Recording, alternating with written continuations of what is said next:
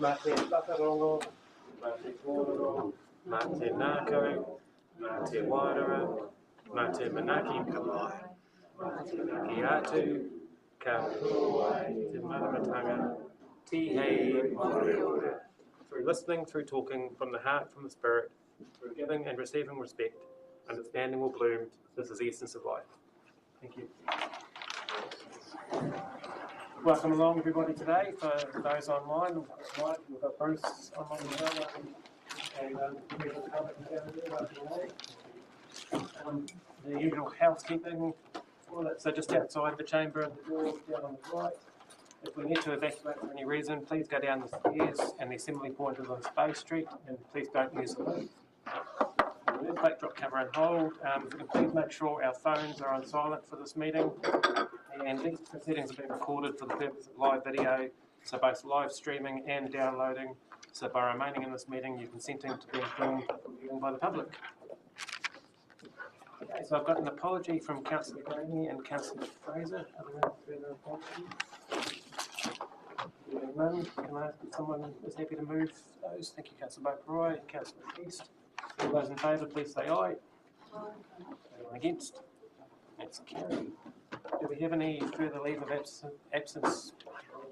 Councillor Chamberlain? Yeah, from the 12th of June to the 27th of July, please.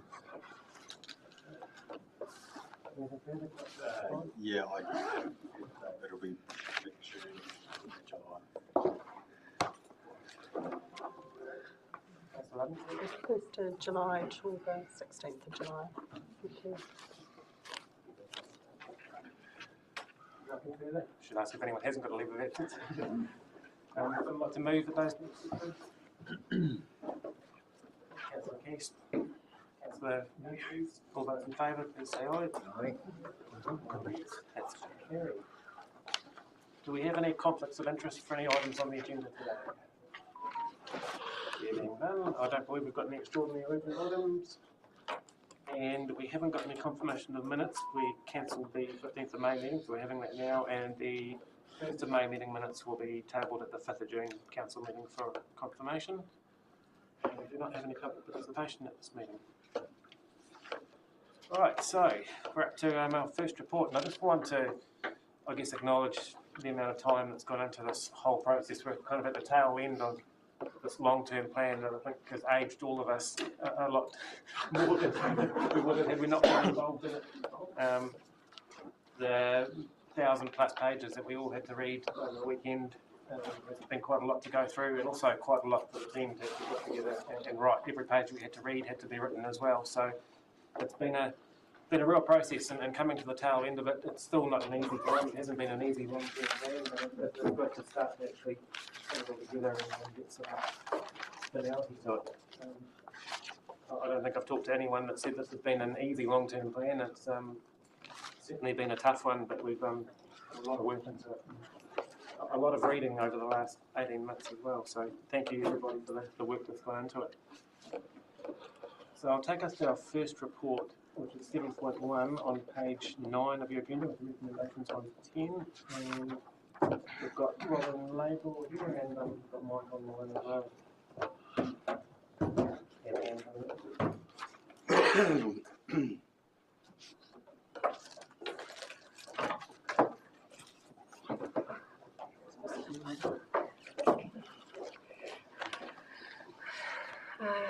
Kia ora and good morning, Your Worship and Councillors. I'm here for the first report this morning and presenting the report for the adoption of an updated LTP timeline and confirming the remaining Council and Finance and Assurance Committee meetings for 2024. At the March Finance and Assurance meeting, we presented a timeline that suggested adopting the long-term plan on the 21st of August meeting. At that meeting, the timeline leading up to and on to the 21st was recommended for adoption, however, with an additional resolution asking staff to look to see if we could bring the 21st of August date forward, allowing for councillors to head to the super local Christchurch. Since that meeting, the audit process started, and we had allowed 5 weeks for that. However, the initial audit did take longer than was anticipated. Therefore, we are now seeking an approval of the updated timeline that has the adoption of the long-term plan moved out to Monday, the 26th of August. So due to moving the dates, the significant changes in the timeline are: the consultation period moves from starting on the 22nd of May to starting on the 5th of June, with a new completion date of the 5th of July. The submissions and hearings dates move from the 1st, 2nd and 3rd of July to the 16th, 17th and 18th of July. The 17th of July is the current council meeting date. And the deliberations move from the 8th of July to the 24th of July, which is a suggested new council meeting date. I think we did have it in diaries prior to that as well. Additionally, staff are seeking to add a finance and assurance meeting to the already planned council meeting on the 7th of August so that the draft LTP can be put up for recommendation and then go to Deloitte for the final audit process. Mike, who is online with us today, has indicated in an email to both Anne and myself that the 10 days planned for the final audit might be tight, as Deloitte are seeing some councils having to make some changes following their deliberation process, so that 10 days might be tight, but we have got actually 3 weeks kind of booked in that space, so hopefully we've got enough time there. Along with the long-term plan timetable, the remaining council and finance and assurance meetings are attached into the resolutions of the report. I'll note the difference, and I think we've got that highlighted on screen. We didn't have in the report that went out to you in the agenda Wednesday the 7th of August in the resolutions. It's now in there, so we've fixed that one up. And that's really it from me. I'll hand back to you, Your Worship, for any questions on the updated time. Thanks, Robin. And yeah, quite a complicated thing to juggle with sort of the goalposts. And I guess, are you confident, given where we're at, that that's going to be relatively locked in, notwithstanding potentially the number of submissions that we get that may change that? But is this pretty much When we close for consultation on the 5th of July, we have staff have a very tight turnaround to have the submissions ready for council meeting on the 16th. We believe we can do that. We have a plan in place around that, and there's been a really generous offer from a lot of staff to support that process, which is fantastic, and I appreciate that. We both appreciate that. Yeah. I think we can do what we need to do. And of course, with the new government and the ability to be able to move within that 3-month period, still does give us that other month, but we want to focus on the 26th of August so that we can meet our rate strike, really, and that will make it more consistent for our ratepayers. Yeah. So that's the date that we've got to kind of work towards. We really want to work to that date, yes. And there won't be any issues with some of the councillors, because we just did the leave of absence at the start, and there's going to be quite a few away, with some of them potentially coming in online and hearing the submissions. That doesn't prevent them from being able to participate in the deliberations or anything? As I understand, and Robin, you might be able to confirm with me, if councillor is here for hearings, then they can be part of deliberations. If councillor's not here for the hearings, then yeah. So they can be here remotely for that. Yeah. Are there any other questions from the floor? I guess I'll just follow up. Is there the need for a quorum? Are we at risk of not having a quorum? I think we should still be able to meet the quorum requirements for that based on the numbers that we will have here. Councillor Duffy? Well, I wasn't going to say anything, sorry, yet. I'm away that whole week of the hearings. Sorry.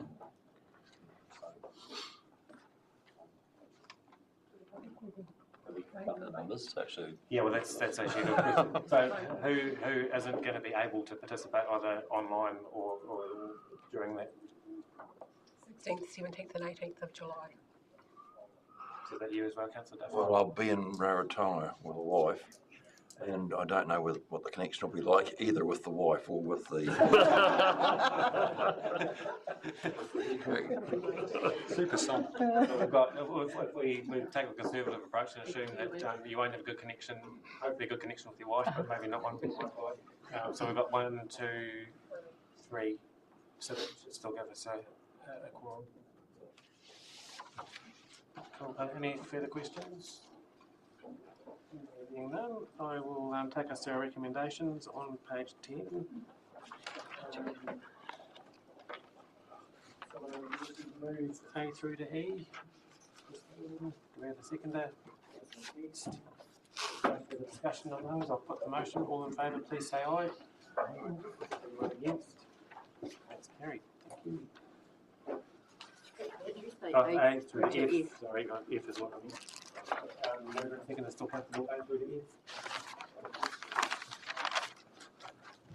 Okay, so it takes us up to 7.2, which is the adoption of the supporting documentation for the long-term plan.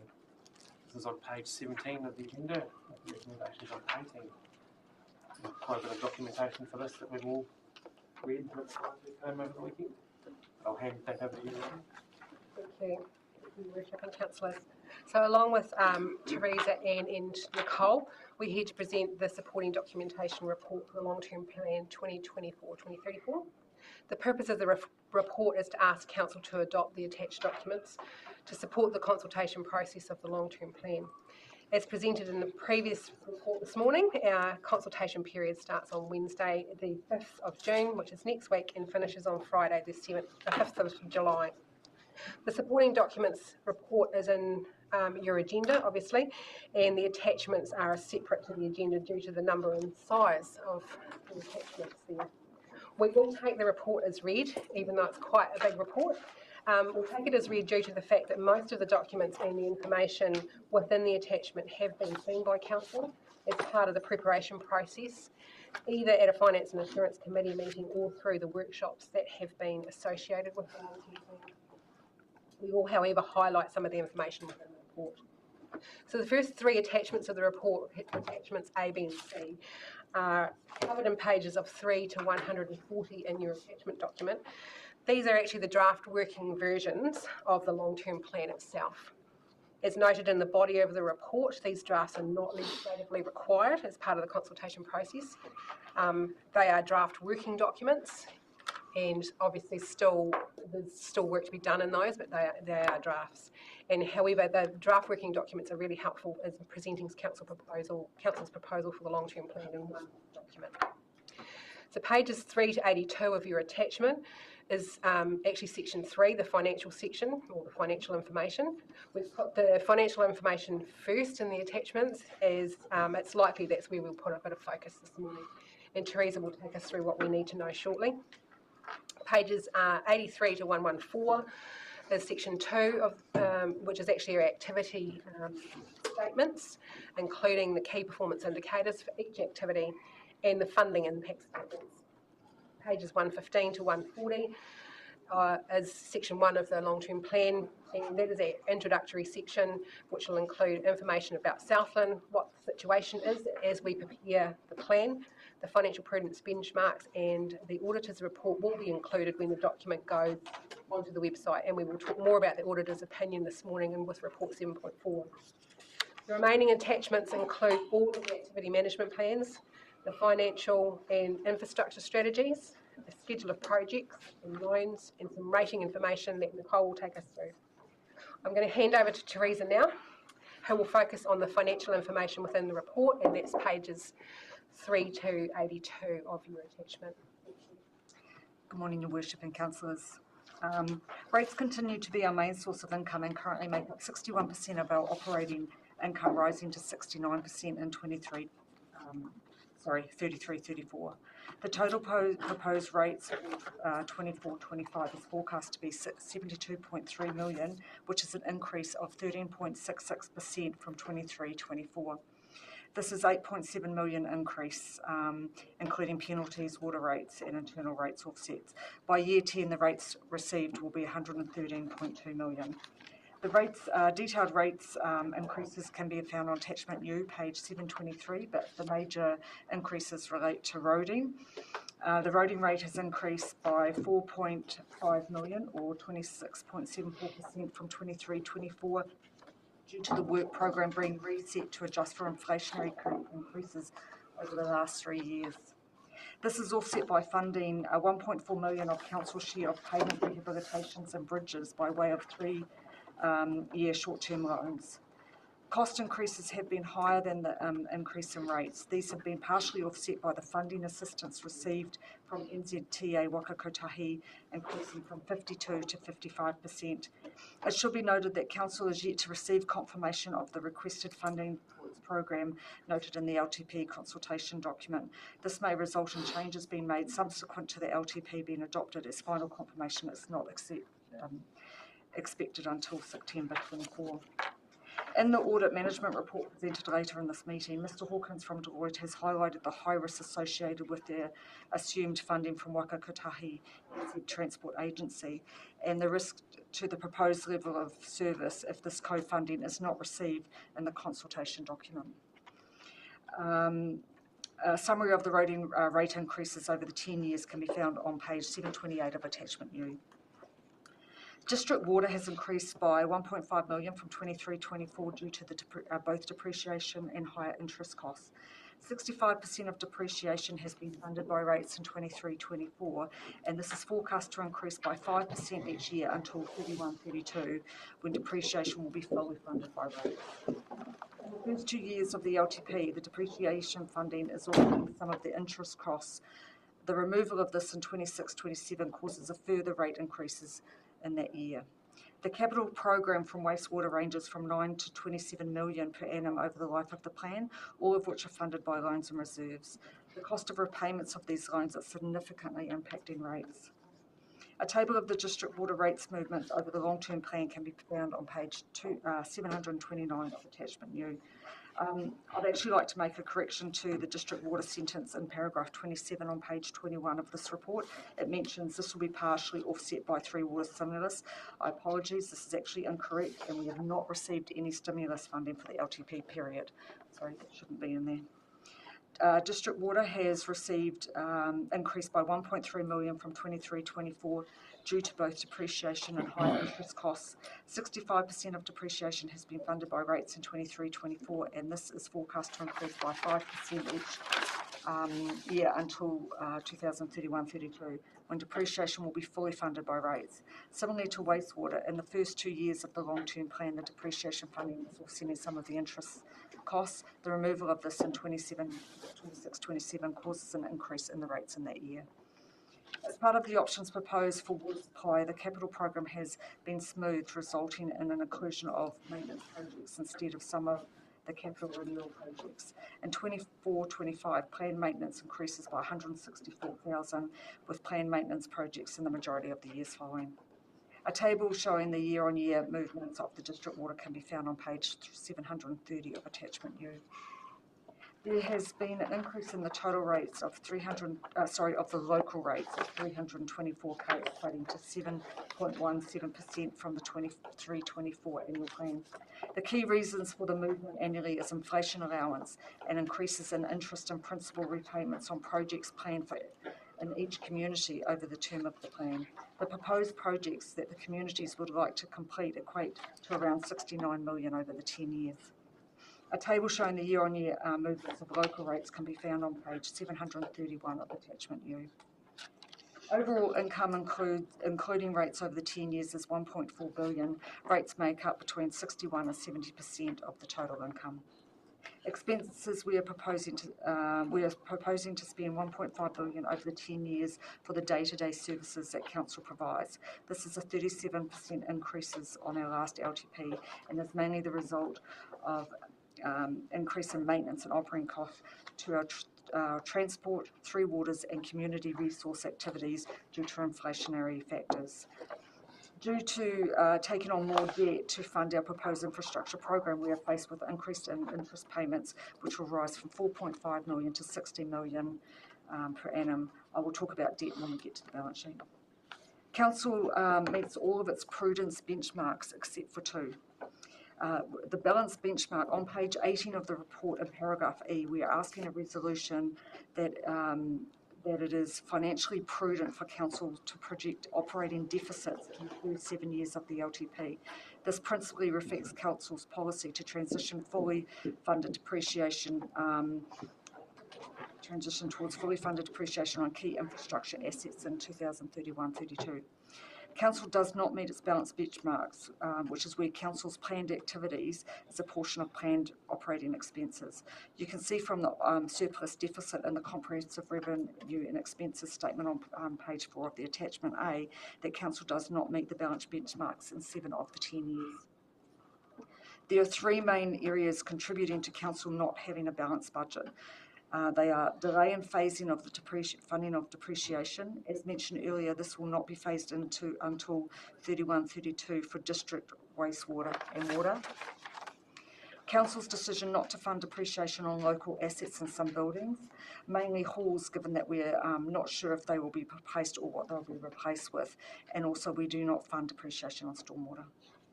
Council's partial use of depreciation reserves to fund interest and principal payments on loans borrowed to fund capital projects, especially for water and wastewater projects.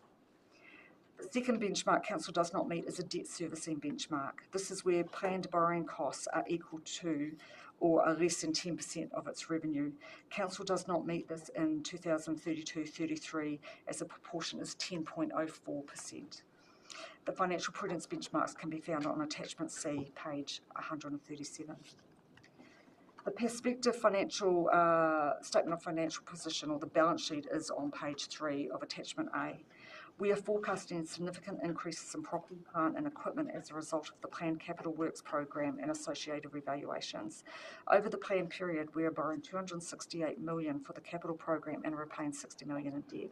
This is mainly to fund improvements to our 3 waters, wastewater treatment plant upgrades to meet higher environmental standards and renew work on pipes and equipment for 3 years and community facilities across the district.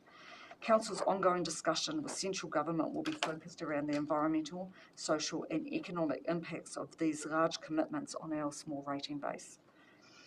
There is risk around Council's ability to undertake the work, and as such, Council staff have looked at our resourcing needed and made additional allowance, particularly around 3 waters and community resourcing, remembering that the district roading program is a $1 increase only and does not require additional resourcing.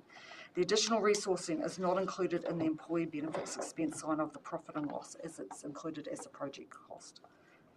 Our infrastructure needs mean we propose to materially increase our debt over the next 10 years, and by 2034 our net debt will be $260 million. This will have ongoing implications on our ability to borrow into the future for emergency events as well as inflationary pressures that may occur. There is still a risk around the delivery of the capital program, and this will be identified by Mr Hawkins in the Deloitte Management Report presented later in this meeting.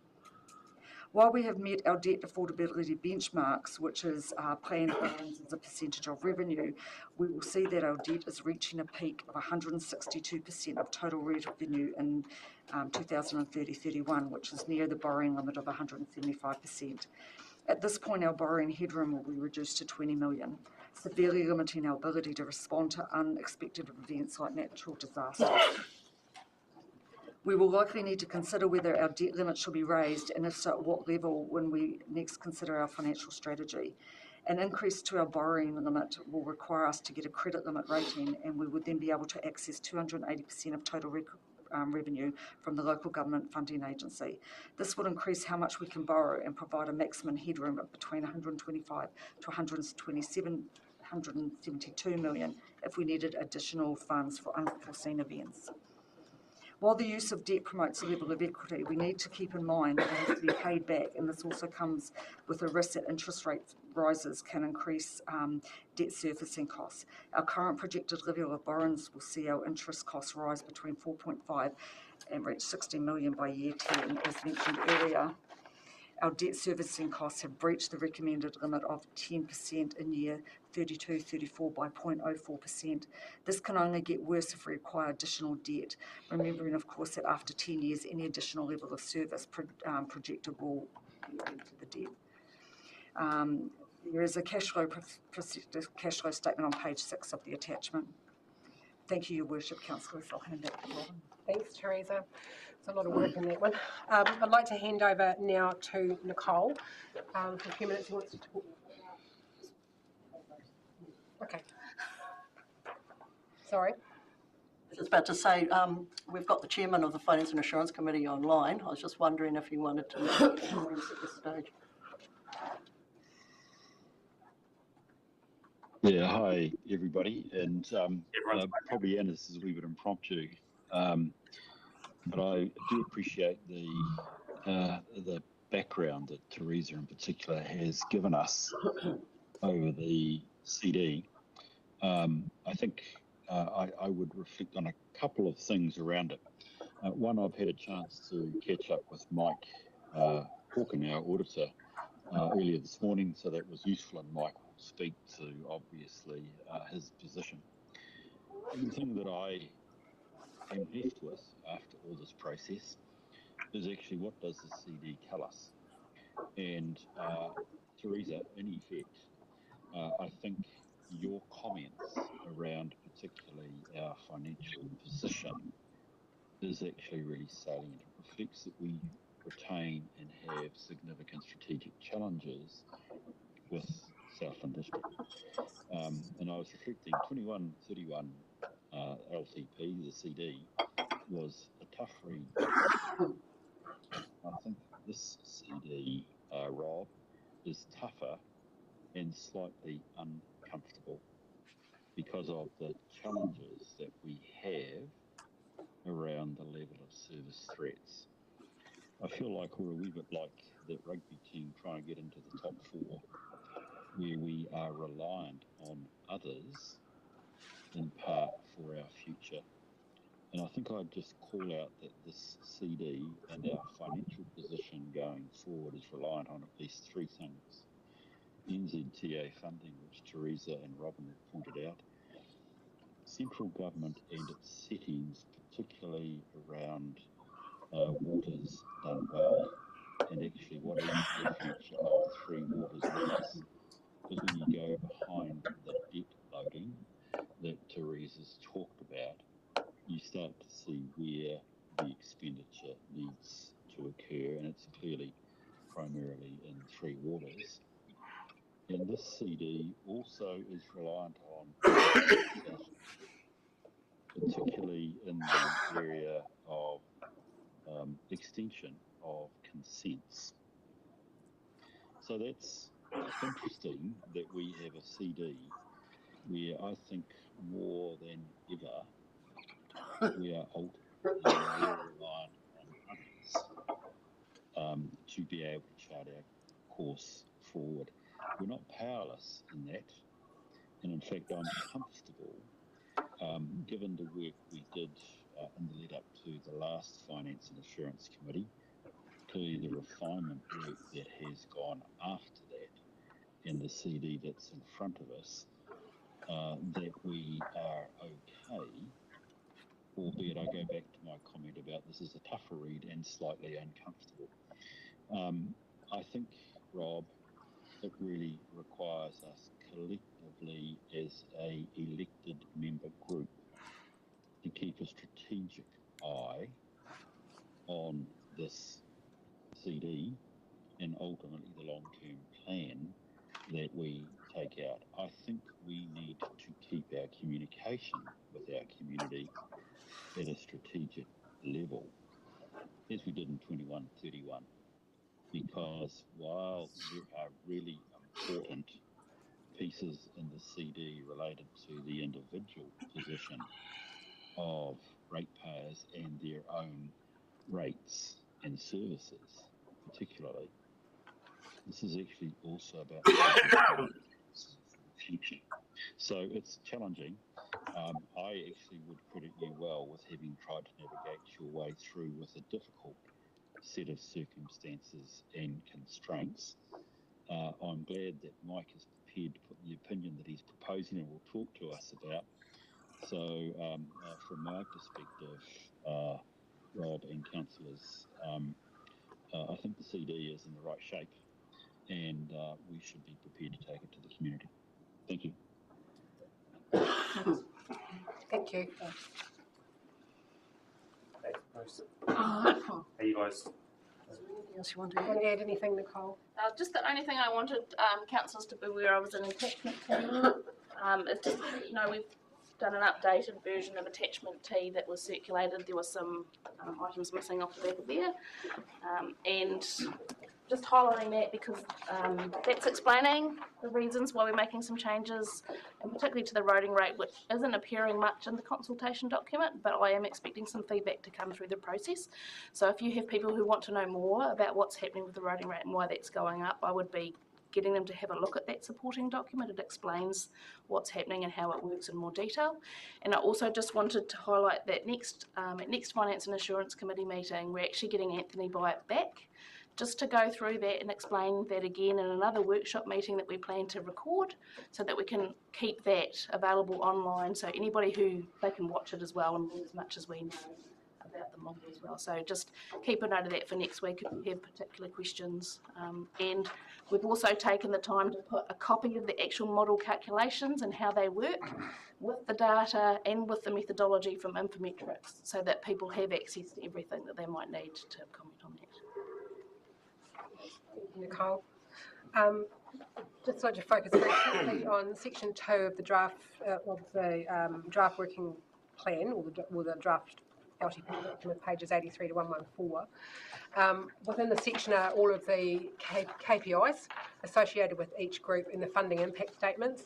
I just want to highlight there are no significant changes to the KPIs since we last presented them, other than adding a few more descriptors in, and reflecting on the suggestions from Bruce, and rewording a couple of the KPIs to make the measuring more specific. And then finally, to round up the supporting documents as a whole, there are changes to the significant forecasting assumptions since their committee meeting in last September.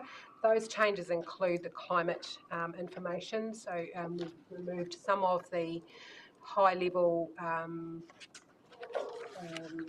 technical sort of information and made it a little bit easier to read around that. And we've also reviewed the demographic information, making sure that we had that correct, reflecting your comments, Councillor Wilson. And I want to recognise also that the data being used in that modelling will need to be reviewed again ahead of the next annual plan. The 2023 census data is not available yet, so the modelling in that in the demographic data is actually from the 2018 census, and was completed by Infometrics in June last year. So it's likely that we'll need to go back to that and review it and be able to reflect. So Tomorrow, isn't it? I think it is, yeah.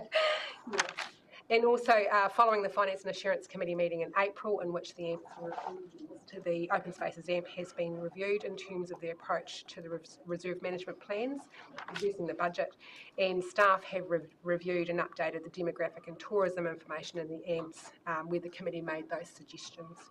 So I'd like to hand back to you, Your Worship, but as we do that, I'd also need to add another resolution.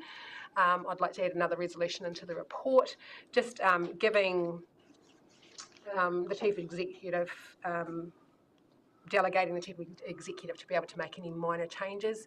And I'd like to thank the councillors that have come through with some spelling and grammatical things that need sorting out. So get those done. Thank you.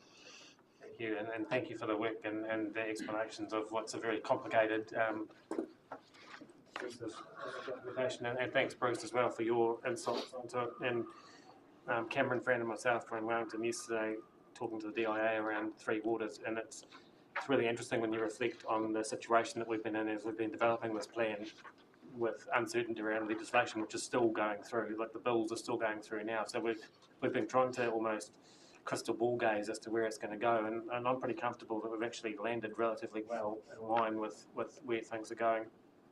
And part of the discussions that we had yesterday was reflecting on Auckland as a comparison, who's got exactly the same number of wastewater treatment plants as us, with a population of 1.6 million people. So their population density is 92,000 people per wastewater plant. We've got a population density of just over 600 people per wastewater plant. So that highlights, and when you talked about the balanced budget and the debt servicing, and those two very important parts where we are going to, it's going to make us uncomfortable, use Bruce's word, it is uncomfortable, but that's why.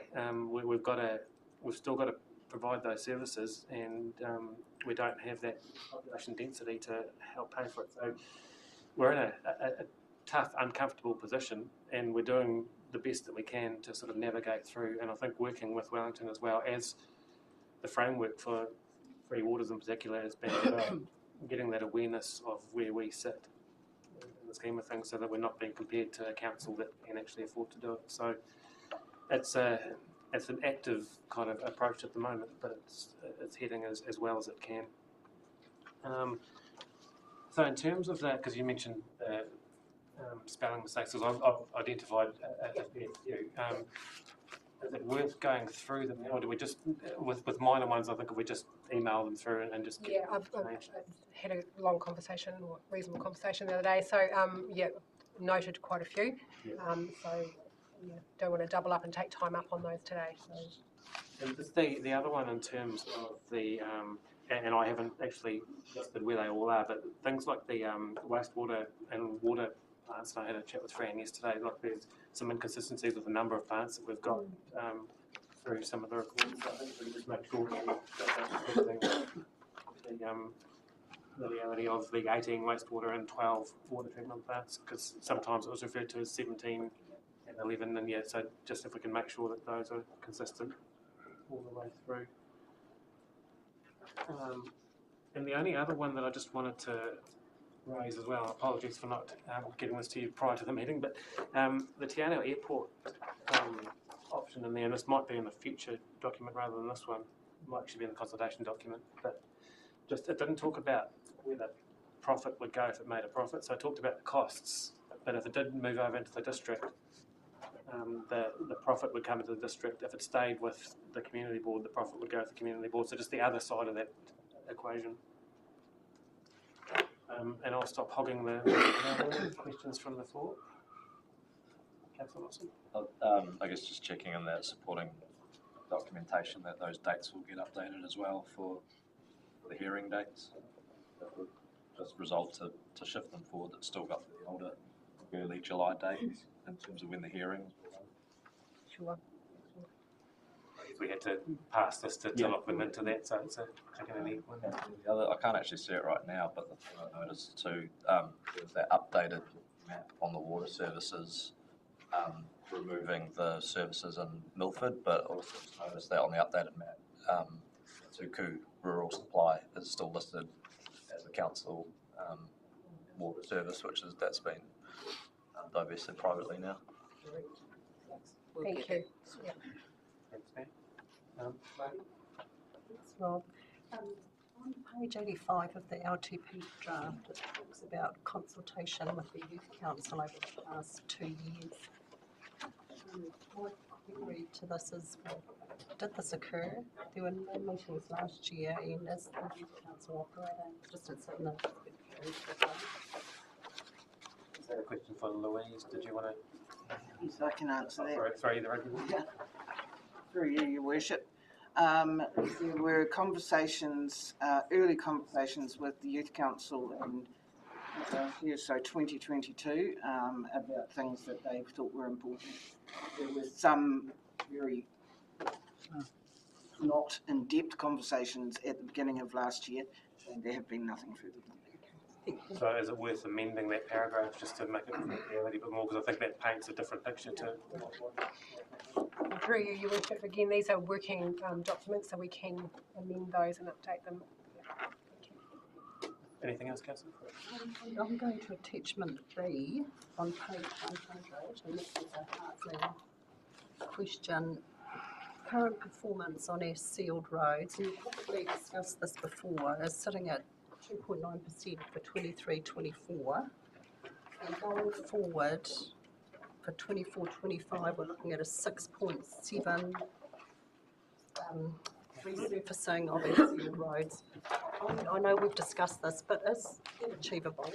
Because we're waiting on this. Is it going to be achievable? So if we get the funding, there's no reason why it can't be achievable. So it is a target we've achieved in the past. The only reason we haven't achieved it, that number would have been an interim update at 2.9. But the last few years we haven't achieved it, but that's purely come down to budget constraint. not the ability to actually achieve it in terms of workforce and work program. So we've definitely achieved those targets. It's really a budget issue.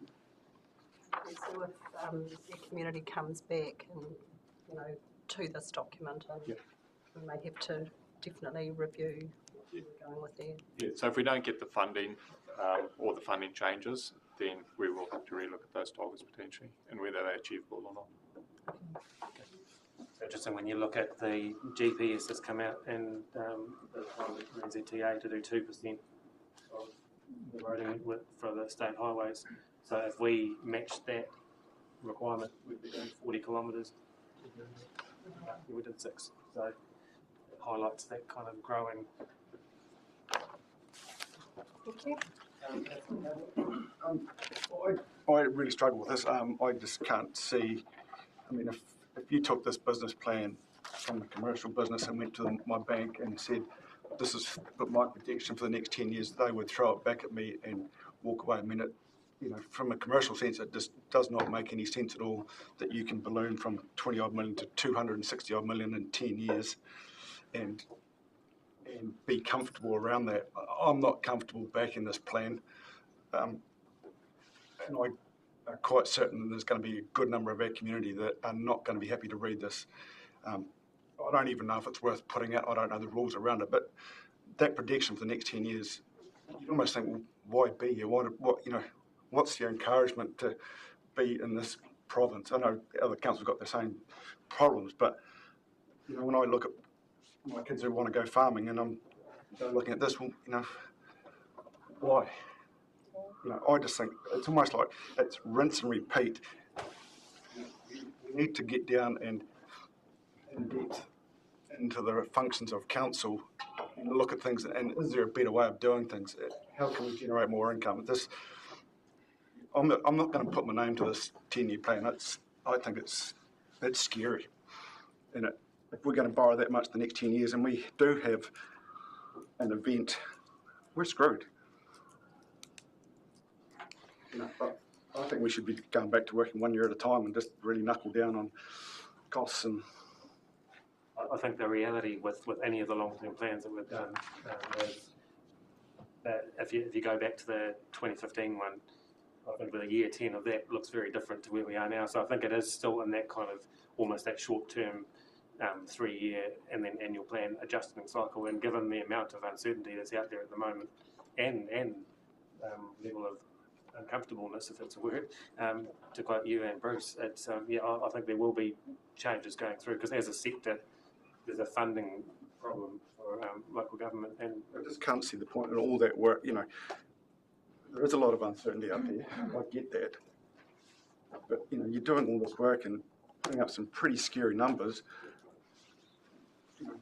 We should just come back to 1 year. Look, let's just work 1 year at a time and work our way through that. But that is horrendously not going to go down well with the community. And I encourage them all to stand up and because it's almost unaffordable. I mean, that's the legal requirement for us to do a 10-year long-term plan based on the information that we've got, and that's what we've done. Councillor O'Brien. Through you, Worship. I completely understand where you're coming from, Derek, and I suppose the thing that we need to focus on as a council is, what opportunities can we realise in terms of paying for some of this stuff? One of the first questions I've got around the water services is what residual better off funding do we have, and if any, can we actually prioritise that into our water services so that it is not actually diverted away into any other area, which is historically what we've actually done with better off funding, in my opinion.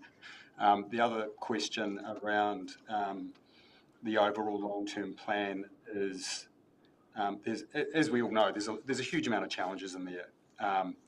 And I personally don't think that we're going to be able to fulfil a lot of it either, unless we actually take some really big risks and we actually invest from a public-private partnership type scenario. Central government has been talking about this, but I think this reliance on central government, which we seem to have, we have to wait and see what central government does. We don't know what we're going to do because we don't know what the legislation's going to do.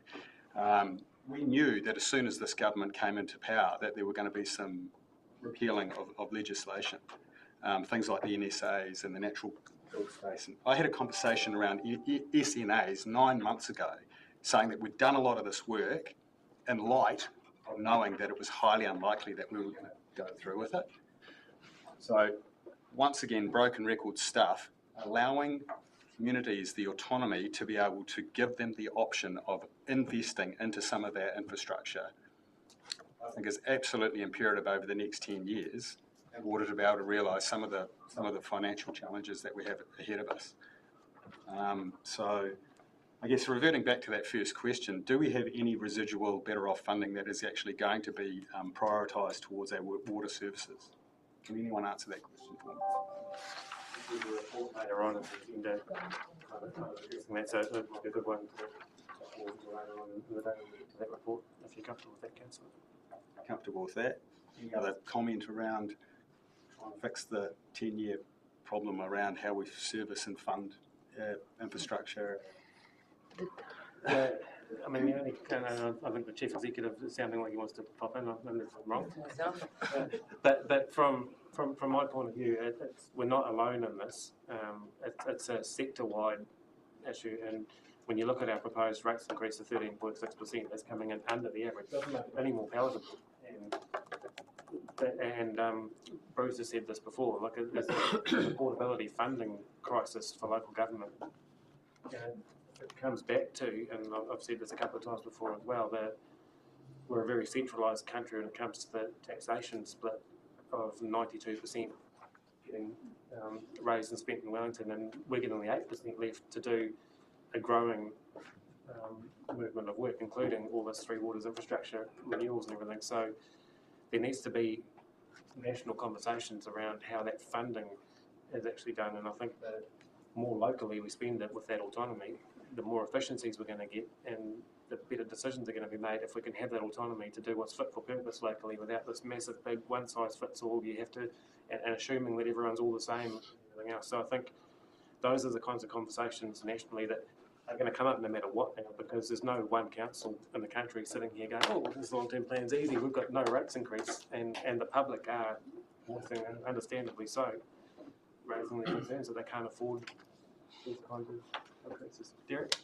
Yeah, I think we need to stand up for our community a lot more, and really, I think it's always communication, conversations, and it just goes on and on and on, and nothing changes. You know, I think we need to stand up and be a bit more hard-nosed, and if we're breaking the law, if we, as I say, with this long-term plan, that much work's gone into it, and based on a whole lot of uncertainties, you know, I wouldn't do it at home in my business. And that's what I mean, we perhaps are going to have to be a little bit more vocal and sit outside the square and stand up and fight for our community. Well, that's actually part of one of the consultation pieces in terms of the Three Waters, and Bruce alluded to it before in terms of sweating the standards, so to speak, and potentially coming up against the regional council in terms of consents and everything by actually saying, well, we're not going to do this fast because it's going to cost us too much. So there are levers that we can pull in that respect, but there may be consequences to those as well. I've got Don and then Julie. Thank you, Your Worship. Yeah, like Derek, I've got some very big concerns around the strategic direction of this plan. $260 million in 10 years, and that's based on the assumption of 5.5% interest, I think. That's your 13 million, Teresa? 5.67. 5.67. Now, hope's not a strategy. 10 years, interest rates could be well above that. So it's not actually a sensible plan. It doesn't make any sense to be aiming for the rocks, like the ship's captain plotting a course for the rocks. Why would you do it? And that's what we're doing. We're charting a course for, for a debt ceiling. And when we hit that debt ceiling, what do you think is going to happen to the community. How is that going to affect the community when they're responsible for $260 million worth of debt? At whatever the interest rate is then, it could be closer to 10% than 5%. So it doesn't make very good sense at all, this plan. And I'm surprised we're only missing on 2 benchmarks. That affordability, is it affordability, the revenue versus the repayments benchmark? We're out by 10 or Debt servicing, 0.04%. 0.04%, and that's based on 5.5% interest. Well, you know, we could be well outside that. But all I hear is lots of excuses, I'm afraid. There's three waters. There's three waters. You keep saying three waters. You just have to realise, you should realise, that it doesn't matter where the three waters responsibility sits. It's still the ratepayer who's paying for it. No one's disagreeing, but in terms of our role, instead of just whinging and moaning, we also need to be coming up with solutions as well, and saying that we're just talking and talking. Excuses aren't solutions. Come up with solutions. Well, So what's your solution, Councillor? Well, I like this idea, this challenging times Murihiku Southland. But at what point has this council challenged themselves or challenged ourselves to reduce the spending? We're encouraged to believe that we've got a funding problem, but it's not a funding problem, it's a spending problem. We're spending too much money. So how about challenging ourselves at reducing some of the costs so that we can afford some of these water infrastructures, so that we can afford some of the spending on the roads. Reduce the spending, but we haven't focused on that at all. I differ with that, but I mean, you can't really make any changes to this unless you know what you're dealing with. And this plan, it tells us what we're dealing with, and it's totally unfair. But we need everybody to understand where that's coming from, because if you don't complete the plan, if you don't do the work and complete the plan in terms of what we are required to do, this is a legal requirement, but it's also meeting the mandates that we have for improving our outputs as far as water goes, both, for and everybody wants their roads fixed. Unless we tell people as it's going to be, we're not going to get people saying coming back, because what's going to change this is people willing to accept a lower standard. And so you can't say we can't put the plan out. That's just not viable. We need it to, as a starting platform, to be able to say, to go forward and make the protest and challenge the regulators that say we need to do this. We can then say we cannot afford it because this is what it's going to cost us. So unless we do this work, we're going to say, well, you know, you haven't made your point. What's your point? You haven't done the work anyway, so you can't say you can't afford it. So we've got to show what we are required to do and the standards that we want to keep, and then work from there. But it needs to go out to our community for them to give that feedback in a formal way back. And to that point as well, in the conversations we had yesterday in Wellington with DIA, they're going to be looking at our consultation document and our long-term plan to see it paints the picture that we're actually going to be facing. I don't think anyone in this room, staff included, want to be in the position that we're predicting in year 10. No one thinks it's an amicable or a position, but that's the reality on the current trajectory that we're on, and this is what we're putting out. If we had a better solution right in front of us right now, we'd be doing it. So it's using it as a tool to paint that picture so that we can actually get some changes in, so that when we do our next long-term plan, and I agree with your comment, Derek, with the rinse and repeat, and I've been looking back to previous long-term plans, and I'm working on the next one now to try and break that cycle of what we're doing, and that involves a lot of other changes, but we can actually grab the ball by the hands ourselves as well to try and come up with a better way of doing it. Just brief. Thank you, Your Worship. Sorry, were you finished, Julie? The cost of repayment, that's a huge worry. Seeing that we're going to be, where our loans are getting, I think it will be close to, is it 16 million a quarter? That will be just in repayment? Payment of interest, Yes. 60 million. Yep. That's massive. And that's a huge unknown. That for me, that's the biggest risk. And I don't think should even be entertaining the proposal that at some point we'll get a credit rating and we'll start looking for more loans. At this point, we have to take some debt as a public entity, but we are being reckless if we think that's another viable option. Our ratepayer base, all of these, strategies that have gone to increase the population numbers, be it SIT, zero fees, or whatever, we've seen Southland has not seen that sort of increase with all of these endeavors. Future is just, where how long is a piece of string? We cannot count on this. There are people already struggling. There are people who are going to be unable to pay it very soon.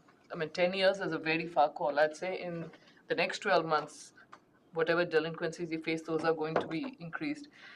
Another thing, roading is a big cost for us. How much, and again, we are not party to those negotiations as councillors, but are we doing our utmost to get the best bang for our buck from our contractors there? Looking at some of the bigger ones who are providing these services, they don't particularly seem to be going through a lot of hardship. Their financials are still reflecting very healthy profits, whereas everything seems to be coming to us. We almost accepted that at 27-30%. And yes, there have been some cost increases, big ones, double-digit ones, but these, if we are reliant on these guys, they are also reliant on us for their businesses. And how much are they willing to give and take? And as someone who's in farming, and every year, some costs rise, and as in the role we are, we take some ownership of some of those costs. Are our contractors really doing that? Have we got the best possible outcome for our ratepayers here? I don't think so, going by the way we see them operate. I agree. I think in terms of that, and I don't disagree with anything you're saying, we don't just at LTP time set a direction to be negotiating good contracts with our suppliers and everything.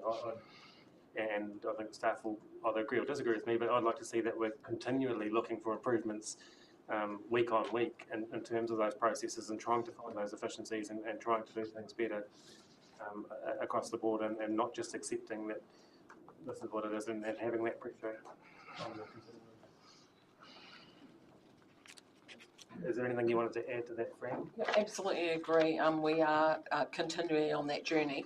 And one of the big things that we are trying to work on in that space, though, around the roading is actually looking at our fire rate and the percentage of our fire rate. So we're providing quite a lot of information through to central government to understand what our rural community are paying or creating in terms of GDP, what that should look like, what's going out of from tax in terms of fuel taxes and so on, and trying to link that back. So if we can get that percentage up, then that will actually help. So that's one of the key things that we're working on as well. But definitely procurement is critical for our bridges and for any of our projects, so we're constantly looking at that, but happy to have some further conversations offline around specifics around that. And then something that I last week, and sorry to chuck you into the limelight, Hartley, but the roading efficiency group is quite a useful nationwide tool in terms of the sector working together, and the key word in that is efficiency, and I was really pleased to see the focus on driving efficiencies inside and even measuring with that. Is there anything that you can sort of add to my high level overview of that, Hartley? Yeah, I suppose just at a high level in terms of that road efficiency group, and it is looking, as you alluded to, comparing and benchmarking effectively with other councils. What do our costs look like per kilometre? As an example, for various activities, not just sealed road, but unsealed roads and across the board, and then therefore being able to look and ask the question why. And then is that because of procurement? Is it because of the costs associated with, we've spoken about gravel. In some regions will have higher costs than others because of cartage. But it's been able to have a look at those things to make sure we are trying to get the best value for money that we can. So would you expect some sort of output from them? Yeah, the data will be transparent, so you and I can go and look at it and see, and you can actually see where you sit in terms of other councils, and that will almost create a competitive environment. Roading is a necessary evil. Without that, we can't do. You don't move product. You don't move people. You don't have tourism. None of that. And yet here we are, and we have contractors year on year. It just seems to be an annual automatic increase there. Nothing changes. That worries me.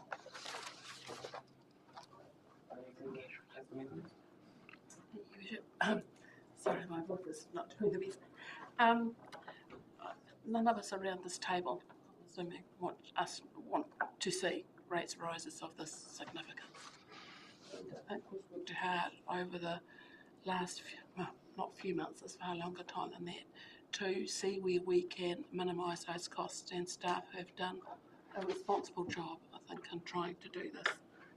We have been informed by staff all the way along and had discussions over many months to see where we might manage those costs, along with our responsibility, ongoing responsibility to be prudent.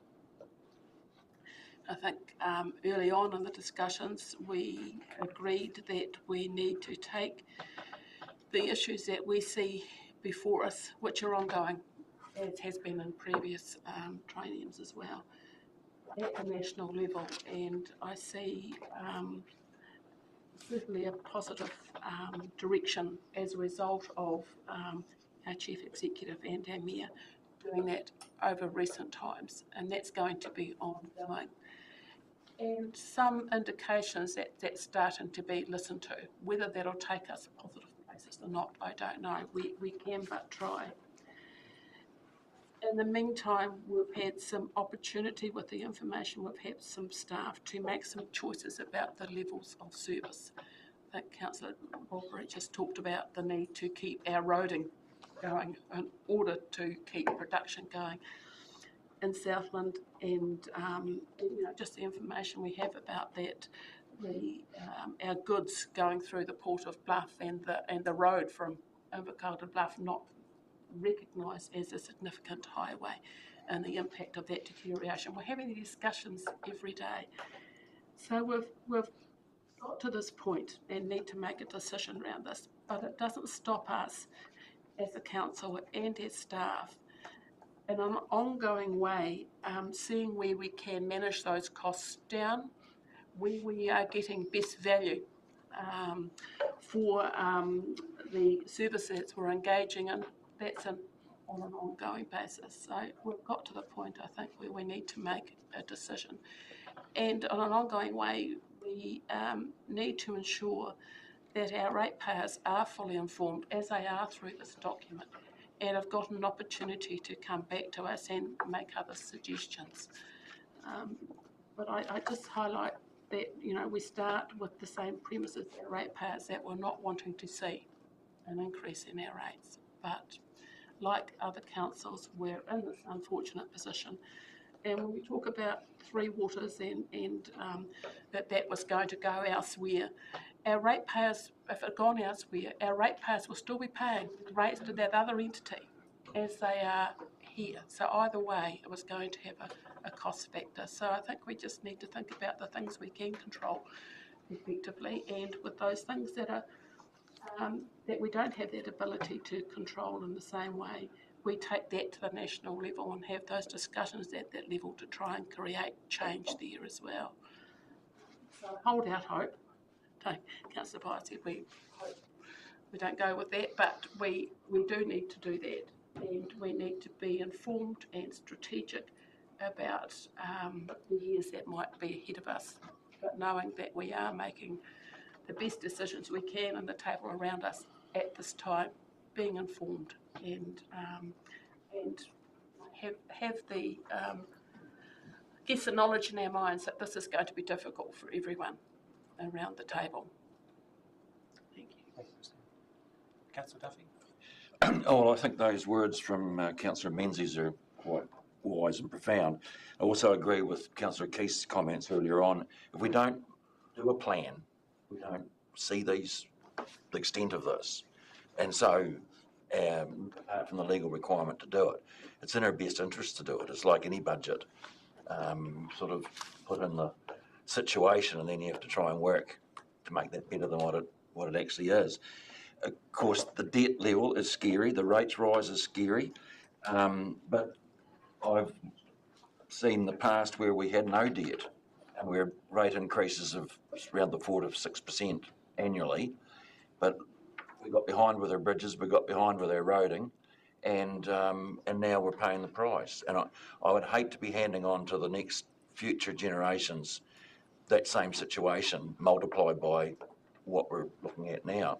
We've got to remember that we're in a high inflation time, and I don't know, it might be looking a bit better, but as long as the fuel prices are like they are and likely to rise, the situation's not going to get better. And I mean, the whole world, there'd be several countries in the world be really pleased to have our situation, but we've got what we've got. We have got some pluses, but as you say, we've got that small population, that big network of roads, those multiple numbers of other infrastructure that we have to try and fund, and it's not easy. But I'm gratified to see the level of engagement you're having with Wellington, because I think that's absolutely essential. And everyone's got a case to put, but I think ours is pretty sound one. Just a couple of questions I've got. I see on page 45 in the last paragraph, I'm going from here now, but it was talking about deferring treatment of nitrates, treatment improvements for nitrates and other elements. I'm just wondering what's that amount to, and is there any health risk from that? Is there a downside to doing that? Jeff stepped up to answer that one. Your Worship, the deferring of nitrates was, I suppose, the inclusion of nitrates was precautionary because our nitrate levels is rising in our water treatment plants. We know that. The level is set quite high at the moment, but there is a lot of discussion around communities and around our industry to lower those nitrate levels. So we have pushed that out past that 10-year. Again, they could change a law that could have us implementing that behaviourally, I suppose. Right, so they're well monitored in the meantime. They are very well monitored, yes. And any flags would be recognised. Absolutely, they would. Okay. Another question, something else. So the financial and development contributions, which I know the other ones are deferred, but I just a wee bit unclear from reading the report. Do we charge GST on those? Yeah, so the contributions that are in the agenda are exclusive of GST, and GST gets added on top. It's added, okay. Yeah. Good. And I see too, they apply to roading, etc. Can lighting be included? Is there anything barring us from including lighting? I think it's considered to be part of the road.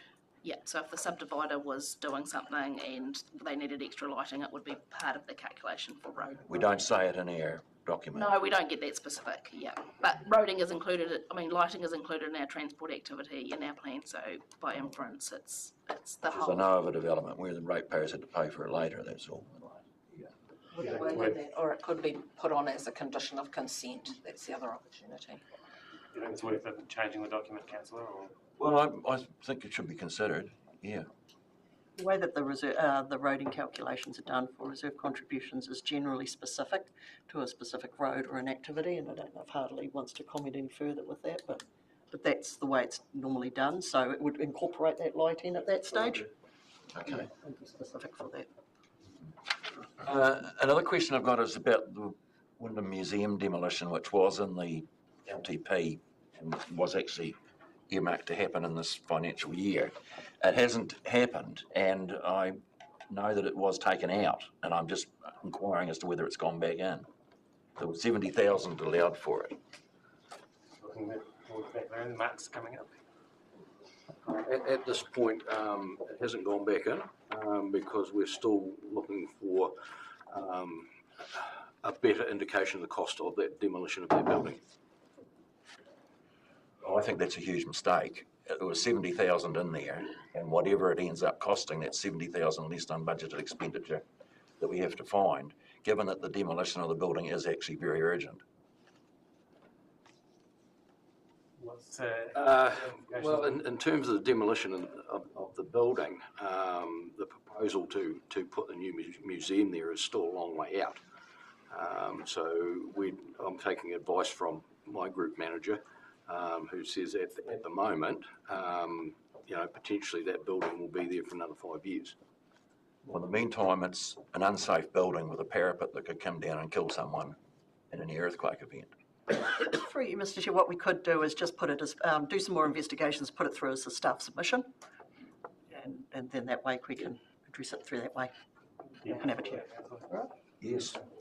Thanks, man.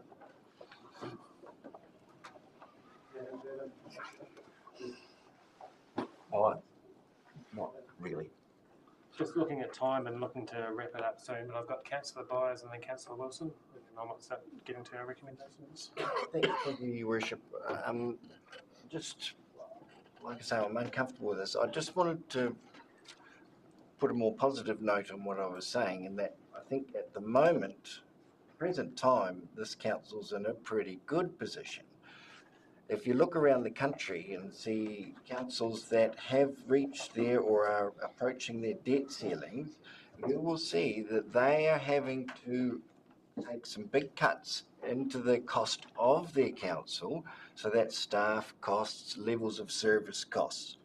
They're having to react now and make some big savings there, which has an impact on staff and levels of service, as I say, because they've reached their debt ceilings. We're nowhere near a debt ceiling.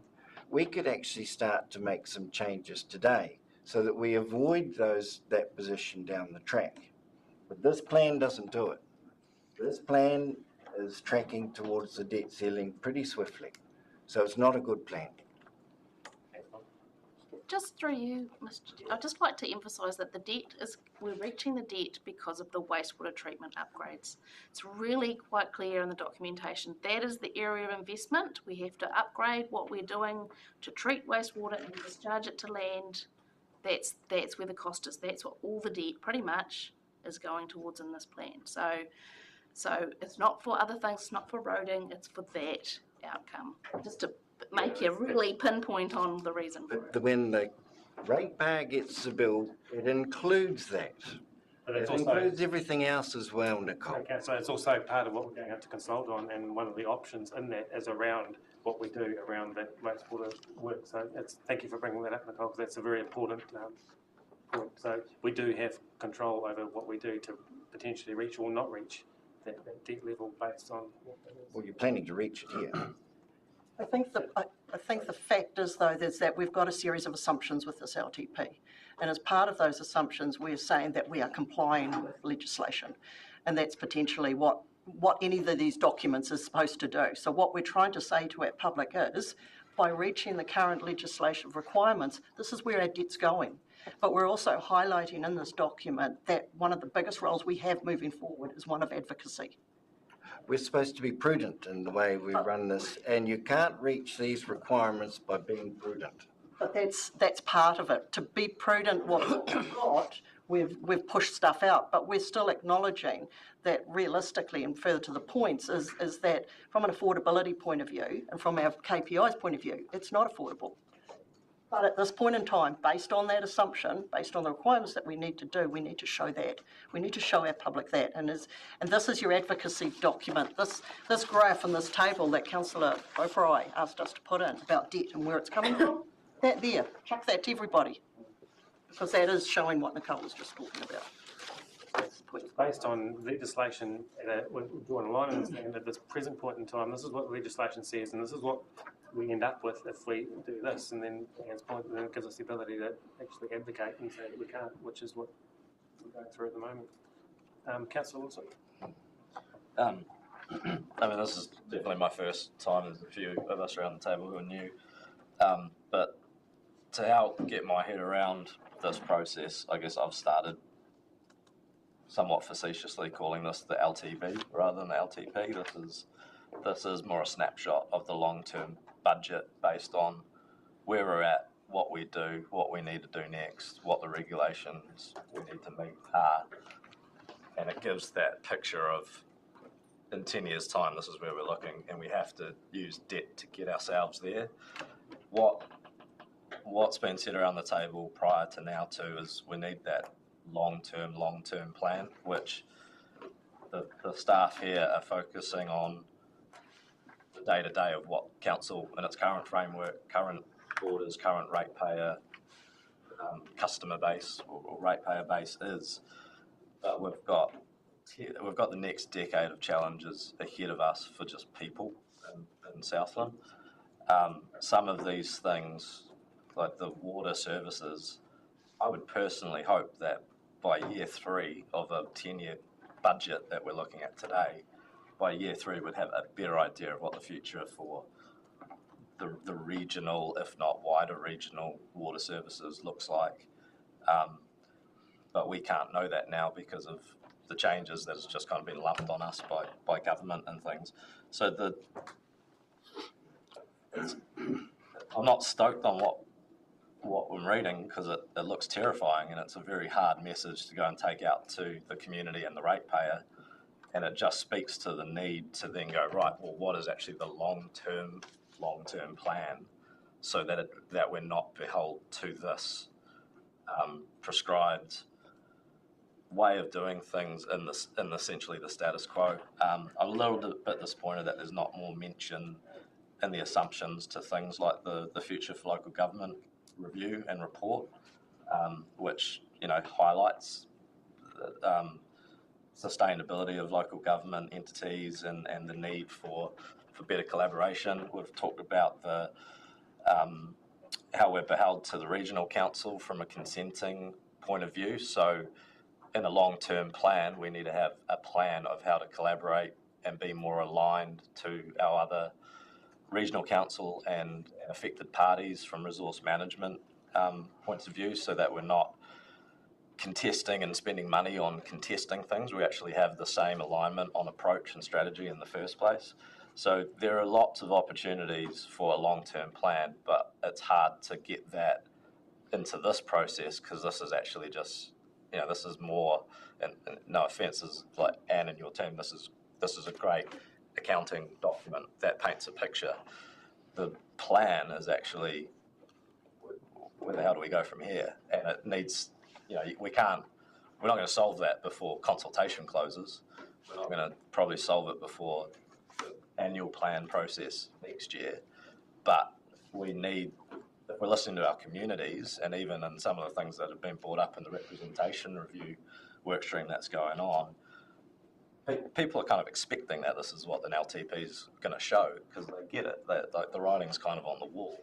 So they're just expecting that us around the table here and our colleagues in the wider region and inter-region and central government too are focusing on a plan to kind of get us out of this shit show. So it's not nice to have to put your name to this. I don't understand it enough to feel comfortable or like qualified to put a name to this, but I guess that's democracy and how you end up with weirdos like myself sitting at the table. But I get it that it just paints a bad picture based on where we're at, and we can't expect the entity right now to plan our way out of it in this process. This process is almost just what it needs to be, but we need to know that there is another process in the background to not just keep repeating this for the next decade.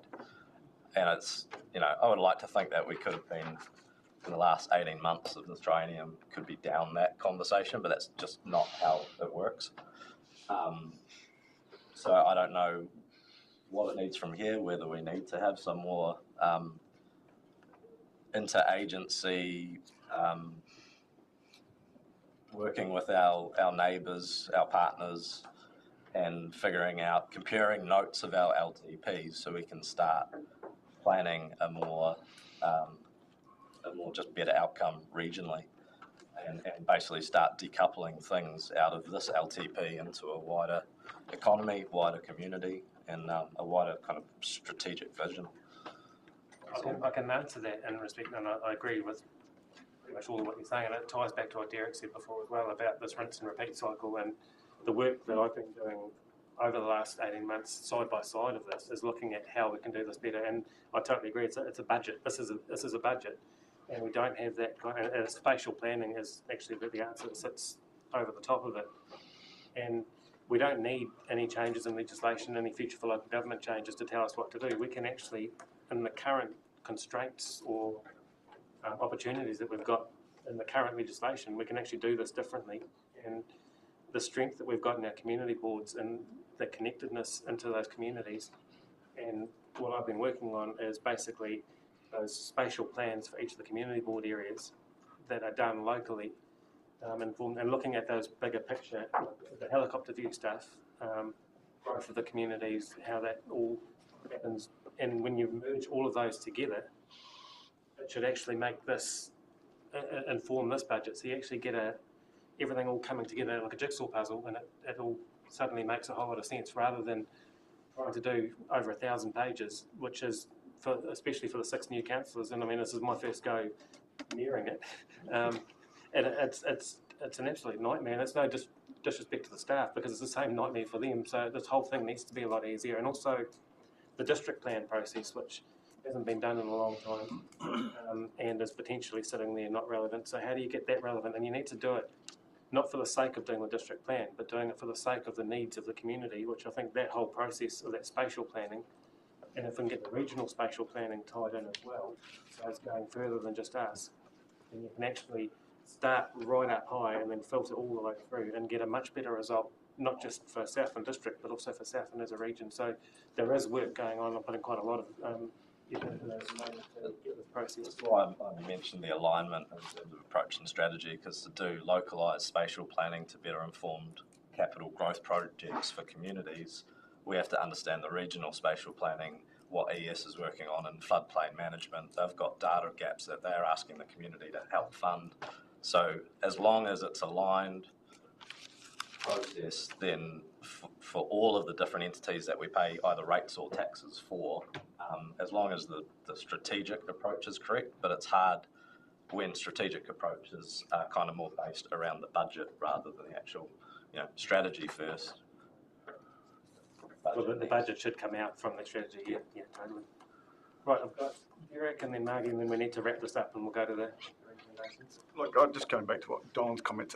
I don't think people have any problem with seeing us put pipes in the ground and grading roads, but they're going to be. It's going to be a real spotlight on us on our spending outside of that, and I think it's going to put a real spotlight on Cameron and his team to be efficient and be as productive as they can, because there's going to be some real heat come on when they start reading this plan going forward. And there should be a spotlight. And there's going to be some real questions around how we spend money outside of those roading and water services. And it's an area I think that us as council probably need to have a really close look at and get a real handle on, because we seem to have no trouble for 60,000 here for consultants, this for that, this for the next thing. We can leave this meeting and spend $1 million. So, that sort of scrutiny has really got to come under the spotlight. I'll just go to Margie quickly, and then I'll hand over to Cameron to wrap this up. Yes, Rob, I was going to talk about sticking to our knitting, the basics too, so Derek has covered that. I wanted to have a talk about our hearing process and our deliberations. There seems to be no gap in here to be able to go back to our community boards, because this all comes back to community and our ratepayers. So we've got a very tight time frame in there. You want to speak to the Cameron? It's probably not for this report, it's probably for the consultation document. So can we park that question for the next 7.3? If you want to... If I could just make a few comments. I'm not going to defend a process that I don't particularly support, and it's incredibly expensive and it's incredibly inefficient. But the Local Government Act is really clear that when you signed up as councillor, this is what you are governing. And we do not have a choice, but we have to do this process. And it's so prescribed. When you do this process, and I actually am really proud of the team, I'm not proud of the number that's come out of it, but I'm really proud of the team because the work is good work and they have done it alongside with you organisers and government. I am glad though that with that focus the number is not higher, because if you look around the country, even though this number is way too big for Southland, it's still way better than many others. That's not a defence, it's just the fact is this plan, this process is highlighting just how challenging the future is. What it's actually doing is saying, Southland, we have some challenges. We are mostly an infrastructure council. Most of our spending is in fact going on roading and is in fact going on waters. The rest of the stuff that we do is actually pretty much mandated. We try to do it as efficiently as we can, but we're totally clear that we keep an eye on all the rest of the association. In terms of the government's role, this is the start of the discussion with the community, and it is highlighting the challenges that we have. And many of you attended a workshop, which I believe was live streamed a few weeks ago, where we went through a worked example of what a level of service change will mean if we revert from sealed road back to gravel. Those are the kind of things that the future conversations are going to have. I totally agree with the challenge that we have. In fact, we allude to it all the way through, that the external circumstances that we're dealing with are changing daily, almost hourly, and you are mandated now to go through this process, and we have no more time. If we are going to meet the statutory deadlines, we have to keep this moving. If though, the government is true to the indications that we are hearing, that they believe in local decision making, then I am actually really heartened that local decision making in Southland will make good, rational choices about what they're prepared to pay for and what services they're prepared to have. Our community boards are our strength, and actually I think that Southlanders will be really practical in the future, provided the choice actually stays with councils and with ratepayers. I have to say, right at the moment, it's a bit challenging to work out what's being mandated from Wellington, for example, the requirement to do an LTP, and what is actually a local choice. None of us in this room think that this is a great number and that we will support it. None of us in this room are happy. But you are hearing, or you will hear, I think, from the auditor, who presumably is going to say that he believes the process is done properly, and you've heard from Mr. Robertson. So really, we're in a situation where I am asking you as governance to recognise that the process that you are required to do is being done properly, and we now move to the next stage of the conversation with the community. So that takes us to our recommendations on page 18. We've got A through to G and a new H that's been proposed by Robin, which I agree with, that the any minor changes, the CEO has ability to endorse any minor changes. Do we want to say in conjunction with the Mayor, not that we don't trust the CEO, but on the board already? No, look at that. Need eyes in the back of my head. Right, so A through to C are our standard ones. D, we're basically approving the draft supporting documents for the long-term plan. So the draft LTP sections 1, 2 and 3, draft activity management plans, the draft infrastructure strategy, the draft financial strategy, the schedule of projects, schedule of loans, analysis of proposed rates distribution, proposed targeted rates changes, ESO roading, rural water, pools, detailed rate information and forecasting assumptions. And I think the key word in there is in D, which is draft. So this is going out for consultation with our public. So we're not endorsing the long-term plan at this stage. It is the draft to go out for consultation. And also agreeing in accordance with section 100 of the Local Government Act, deficits in the first 7 years of the plan.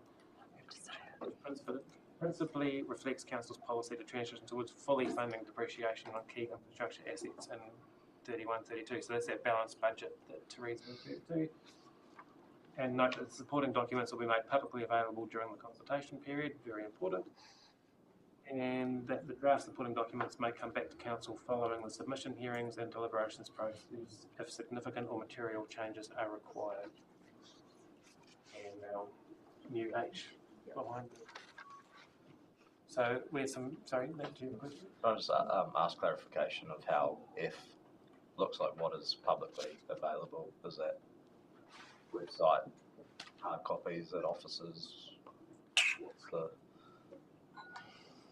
What's the plan of what publicly available means for those supporting documents? They were made available at council offices, on the website, via phone call. Yeah, they're accessible. So there was some very, very good discussion and debate. I didn't expect any otherwise from this committed group. Sorry, I've just got a minor wording change I think should be made, but I can talk to Cameron about that later. Is that Yeah, I've got a few as well. So anybody that's got any grammatical, spelling kind of errors, if we just email them through to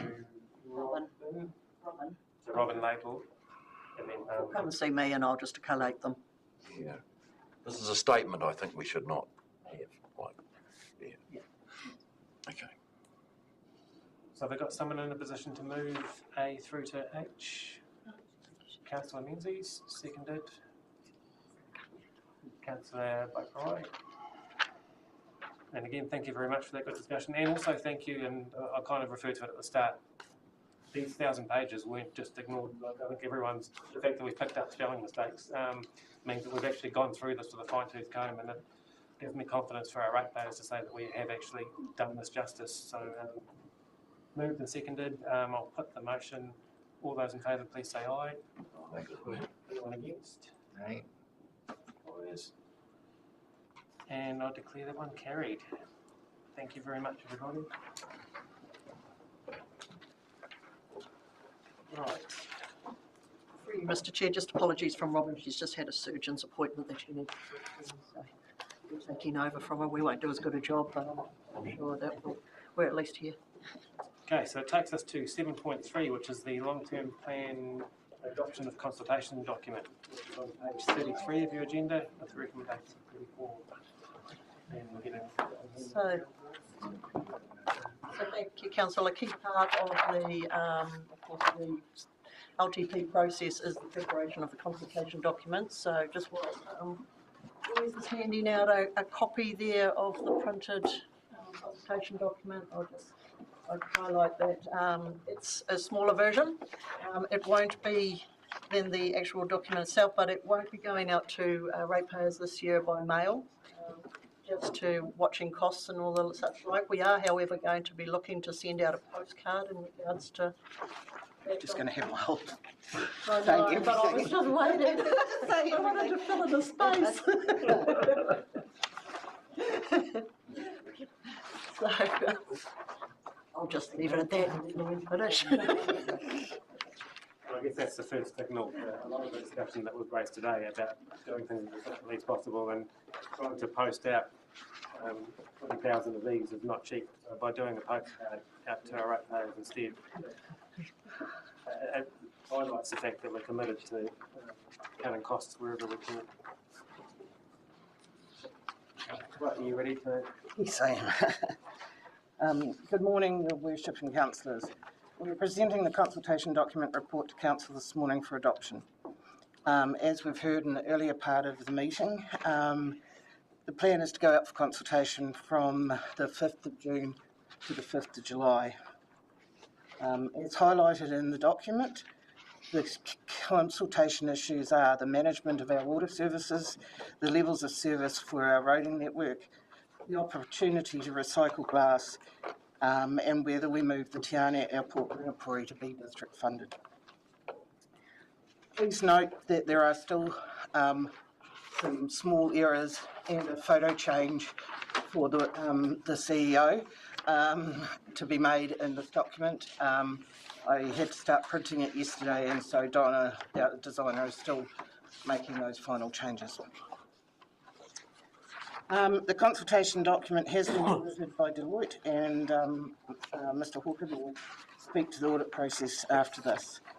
To manage the consultation, as Ian has said, a postcard is going to be sent out to all households, and this document will be online and in all area offices with several copies in all area offices, so people can sit and have a read or, if necessary, take it away. Attached to this document will be a hard copy submission form, and then they'll also be able to submit online. All the documents and the submission survey will be available on Make It Stick, with a link from the front page of our SDC website to the engagement website. That will be up and running by June, sorry, maybe it's July.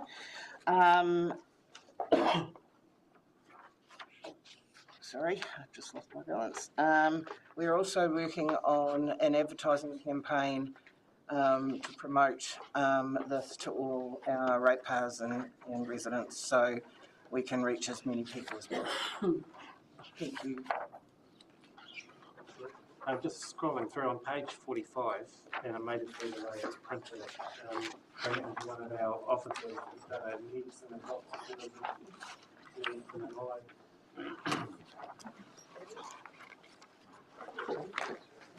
the second to last page. Yep. This is, there we go.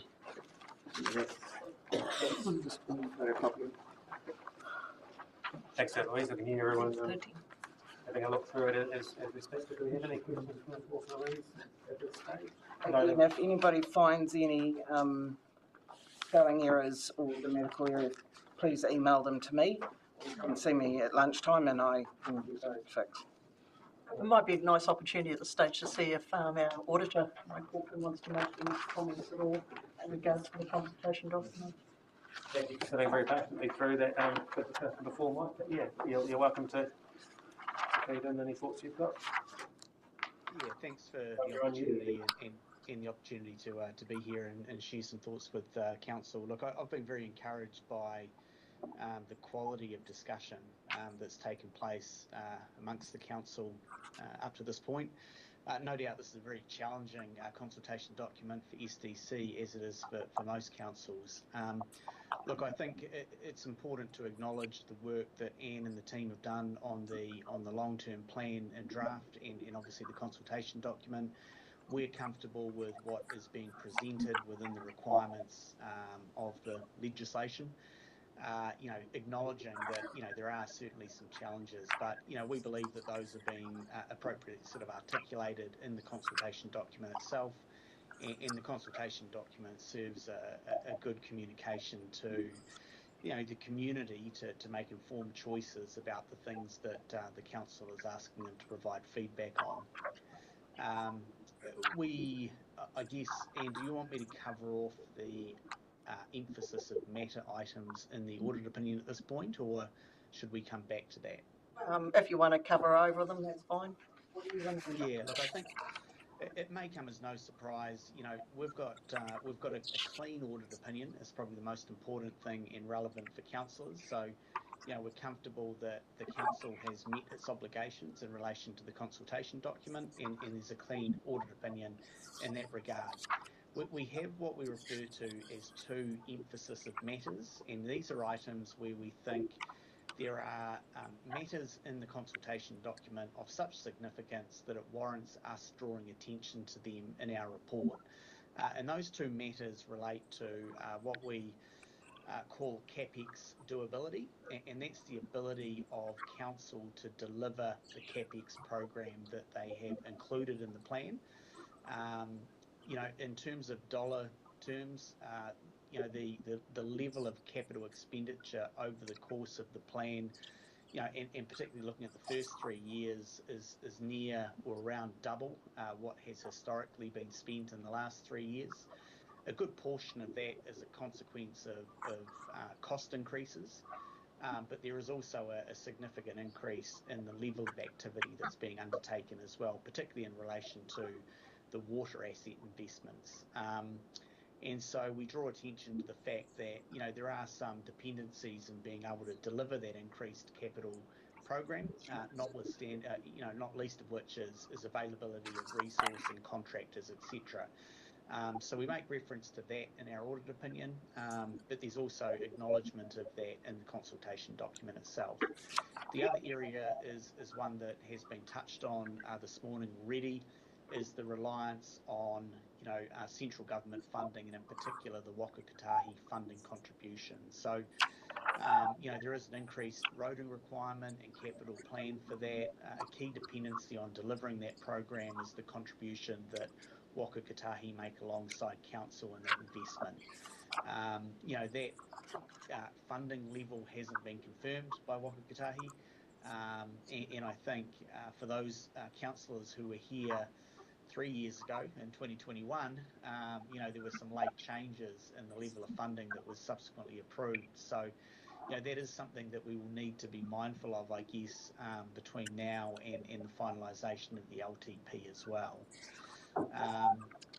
So yeah, those are a couple of things to call out. I guess the other thing we just acknowledge in our report, and again, encouraged by the quality of discussion from the council, is around the budget, balanced budget, and in particular, the first 7 years, making that conscious decision to run a deficit, which will be put right in the 3 final years of that 10-year plan. It is a challenging situation for council to be in, and I think, again, the consultation document makes it very clear the decision-making process and arriving at that decision and the reasons for that. So, we're comfortable with that position being taken. But look, I'm happy to answer any questions that the council may have of me and or the audit process itself.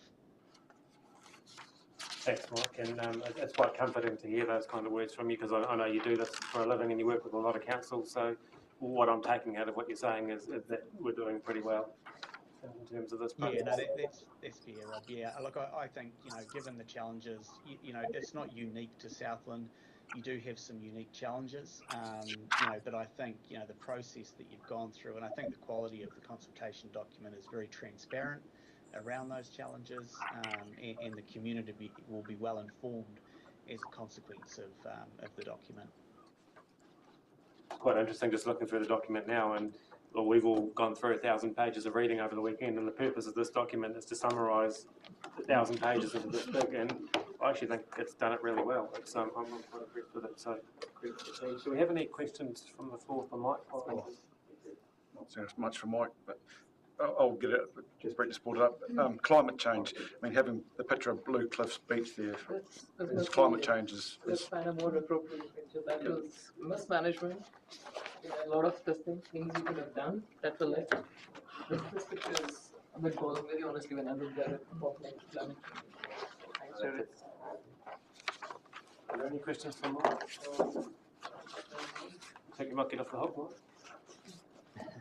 But thank you for your work as well on this, and it's good to be able to get to this position where we've got the numerous challenges that we all face. So thank you.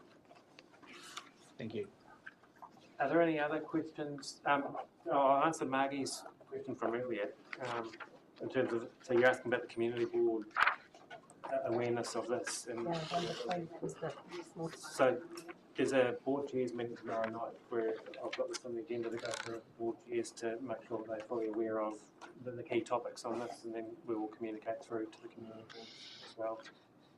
Through Mr. Chair, also the other process is, of course, when the submissions all come in, we will contact either the chair or the board itself just to let them know anything that's happening in their particular area and informally get their opinion on it so that it can be fed back to council. We're just finalising that process. Sam's going to be heavily involved in that work. As part of the consultation process, when we coming with submissions, are they obviously documented as well? I just look at last time, and they're going to be recorded.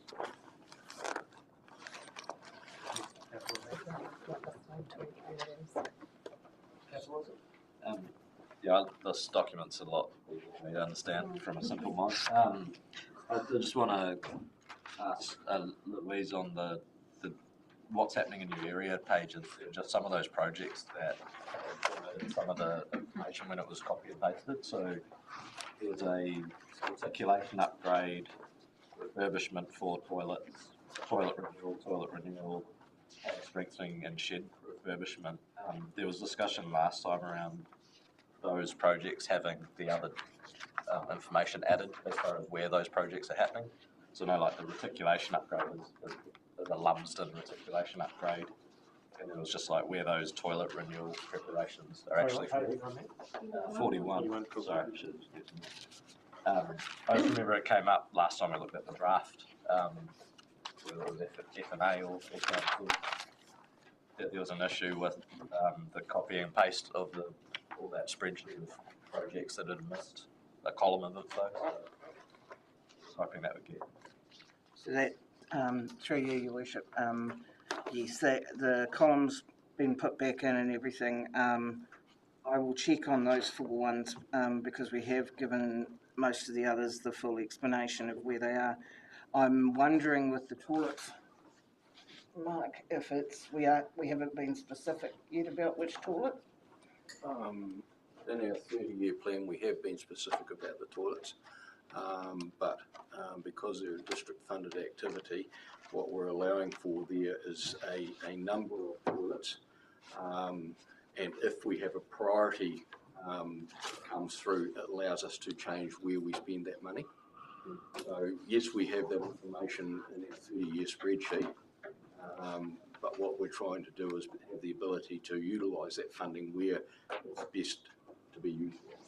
Because there's two here, there's like toilet renewal preparation, 20 grand, and then the next line is toilet renewal preparation, 206, 356. So it's what we've done is 1 year we're doing the preparation for the construction, and the next year, and obviously the next year we're doing more preparation for construction in the following year.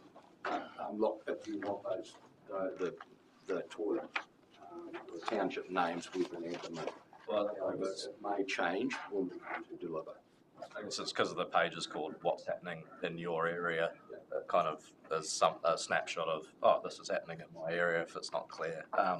The one that obviously I've been more aware of following is the reticulation upgrade for Lumsden, because that's been a What's Happening in Your Area project since 2015 LCP, so I'd hate to see the name taken off it with what you're saying of, oh, if that money can then be prioritised elsewhere. But that's all. So in terms of that one, that sits with Three Waters, so yeah, sorry, that's not. The pad strengthening and shed refurbishment, is that that'd be for pad strengthening and shed refurbishment, that would be for a transfer station, I'd imagine? I would suggest that would be. Do you know where? Or No, I don't. It might be last, but I think it's from Mr Chair, we absolutely take your comments on board and we'll to get those. That'd be good. I'm just going to the Tūrapuri Community Board with the Better Off funding. I know we're talking about page 23 down the very bottom. Number there, but it's come up in the minutes about that money being redirected to services. So this is I think it's important to recognise this is a consultation document, so this isn't the final thing. So anything in here is subject to change based on anything that happens from the date that this gets released through the engagement with the public and then the deliberations. That's you're nodding, Louise? We just don't make any major changes to it, otherwise we'll the wrath of our auditor. So we're not making a decision today on...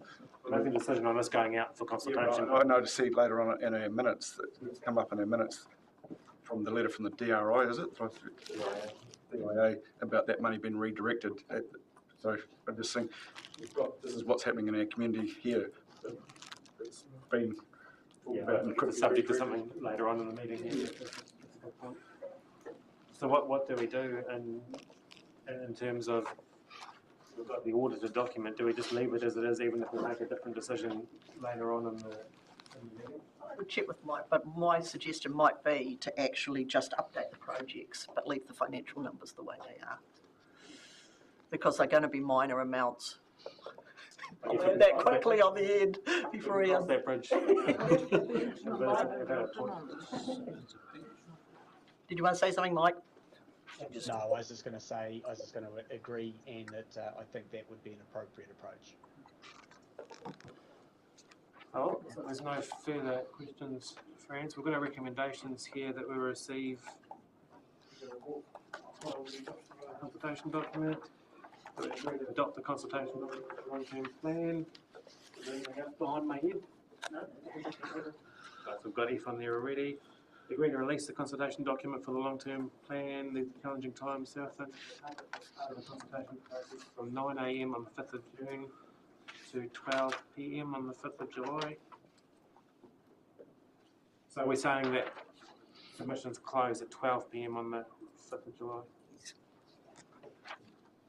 It's just because everything is so tight, it just gives But more time. not enough time to collate everything together and then get comments going for the staff members. And that we delegate the same as the last one, the authority to the Chief Executive and the Mayor to sign the annual report letter of representation to Deloitte on behalf of Council. Is someone in a position to move the recommendation? Councillor Menzies, seconded by Councillor Ruddenclaw. Rob, is there something in there that gives the ability for minor changes? So in D, pending any minor changes. Yeah,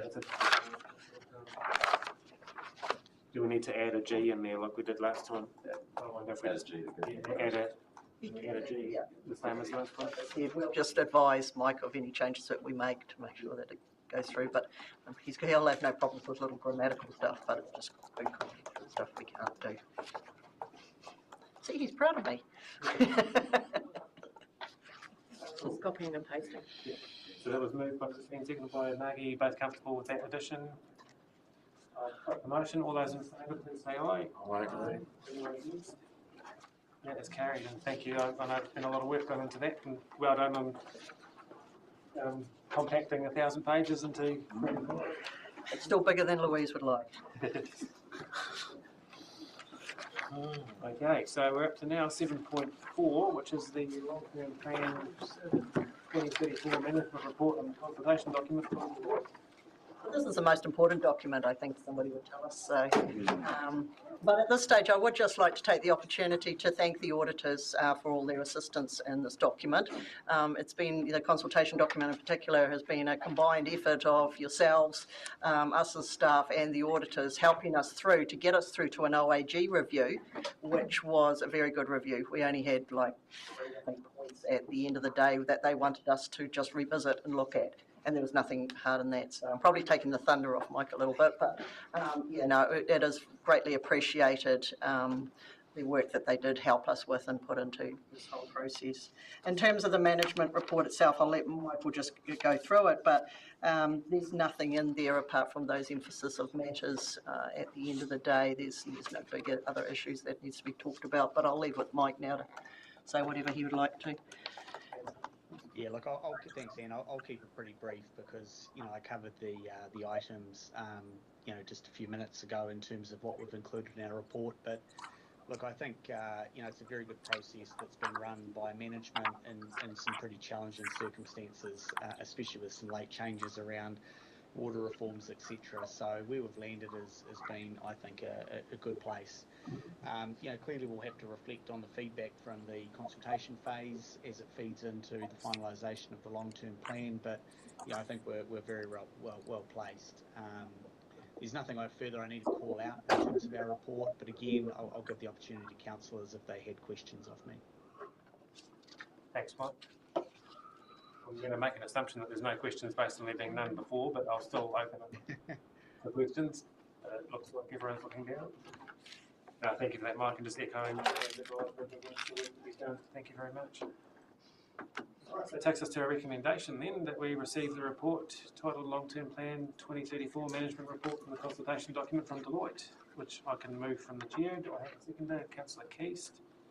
I'll put the motion. All those in favour, please say aye. Aye. Anyone against? That is carried. Thanks once again, Mike. Thank you, Anne. Thanks, everyone. You're welcome to continue to hang around.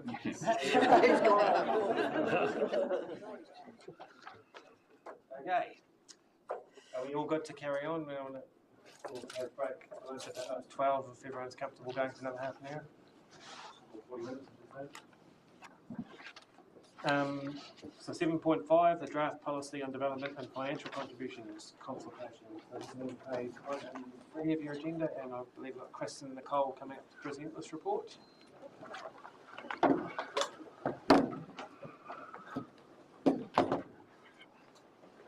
Good morning, Your Worship and Councillors. The purpose of this report is to present you the draft policy on development and contributions for your endorsement for consultation. Council participated in a workshop on the policy in May last year before the draft policy was presented to the Finance and Assurance Committee for endorsement to Council later in December. Council currently has a combined policy that outlines the approach to both development and financial contributions. Development contributions are established under the Local Government Act and are a capital charge on development to recover a fair, equitable and proportionate share of the capital costs that development imposes on network and community infrastructure. Under the policy, development contributions have been in remission since 2015 on account of low levels of growth and in order to encourage development within the district. Financial contributions are established under the Resource Management Act and are a capital charge for works undertaken to mitigate the environmental effects of subdivision, land use and development, and are currently in effect under the policy. Only minor changes are proposed to the draft policy. Data on projected population growth in the district has been updated, giving a more accurate view of anticipated growth. Minor changes have also been made to align with legislative changes. Schedules 1 and 2 have also now been updated and outline the projects being undertaken over the period for the LTP that have a demand-related component and which could be eligible for development contributions. The majority of these projects relate to water services projects. The draft policy is proposed to remain consistent with the current policy, with the FC part proposed to remain operative. Development contributions are proposed to remain in remission on the basis that there remains low levels of growth forecast and Council's aspiration to encourage development continues. Staff wish to note that the review of the policy sits outside of the 3-year statutory period. An extension for the current policy through to the adoption date of the 2024-2034 long-term plan is also being sought from Council under this report, in accordance with extensions permitted by the recent Water Services Act Repeals Act. If Council endorses the draft and policy and releases it for consultation, staff will undertake a consultation process alongside the LTP in accordance with Section 82 of the Local Government Act, running from and on the same timelines as the LTP between 9 a.m. on 5 June 2024 to 12 p.m. on 5th of July. Thank you, and I'm happy to take any questions. So anything you want to add on that? Do you want to point out about stormwater? Just one thing to note is that the previous policy had no mention of contributions for stormwater, and while they are in remission, we have actually got a demand project for stormwater, so you'll see that reflected in the schedule, so you'll see a little bit of a difference there.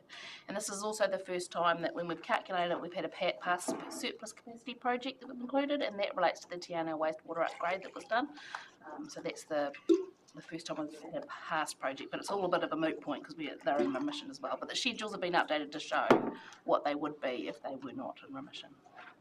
And just a comment from me first before I go to the floor, and that's what I said earlier about, and to Matt's comment about the LTP and the overall overarching planning process. And I think for this piece of work, I think it needs to be informed from that other spatial planning process to look at growth, so we actually have a targeted kind of project to put these things towards, because I think at the moment putting them in without a project we risk having to pay them back and also overcharging people that might be wanting to develop and that kind of that balance. But that's just my 2 cents before I open it to the floor for questions. Councillor Blackbright. Thank you, Sammy. Can you give us an idea of the quantum of the revenue that we've not collected, seeing that the policy is in revision? Any ballpark, what have we foregone? I have got past demand capital expenditure projects, but I don't have the number for my topic, so I'll have to go away and find what we've actually spent on demand-related projects and let you know over the past. Thank you. Just that quantum helps better assess this policy. Any other questions? Councillor Menzies? Sorry, thank you. There was just a comment that you're asking us to endorse something or other. Is that you're wanting us to endorse that now, or is that The release of the draft policy. The release of the policy for consultation. I thought there was another element in Yes, there is, which is the extension of the existing policy through to when the new LTP is adopted. Yes. So there's a 3-year time review period, and the repeal of the water services legislation, as it has for our LTP process, has bumped out the time we have available to consult or review this policy, but council just needs to extend the existing policy. I just note that it was noted up there. That was. I was just going to note, sorry, as well, just for context, in terms of that past capital expenditure items, so that what we might have included in the schedules. Whether the development would have occurred and recovered, that is a different situation altogether. Yeah. I understand. Councillor Wilson, you're looking very quick. Did you have a question? I admit I was actually reading the original policy, not the updated draft. I got confused in the attachments, but I was reading that growth and development, rereading that growth and development update. It is a lot more reflective than talking about 2006 to 2013 numbers.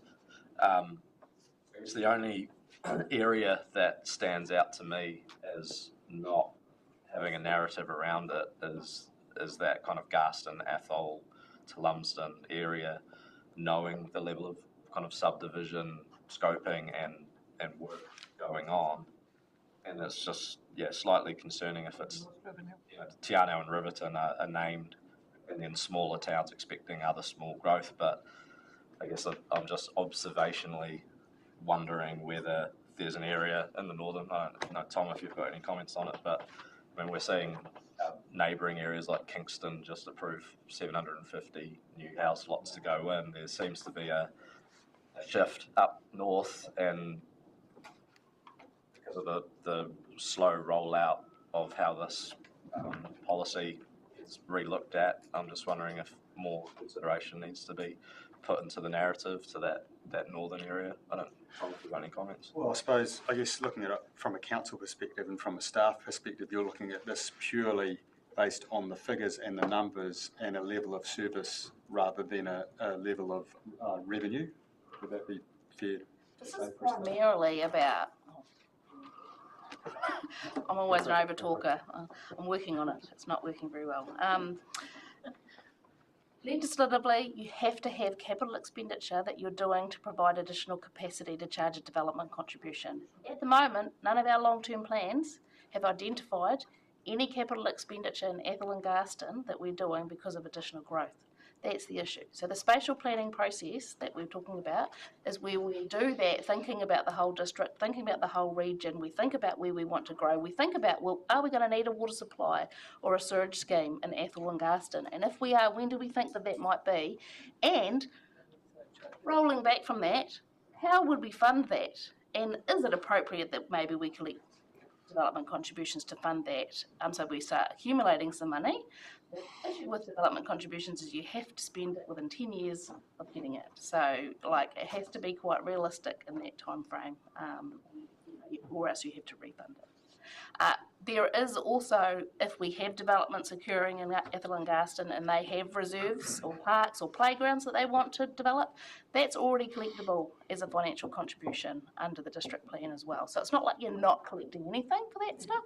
It's just for the waters and stormwater and the other community infrastructure we're not collecting, but we are for roading and we are for reserves.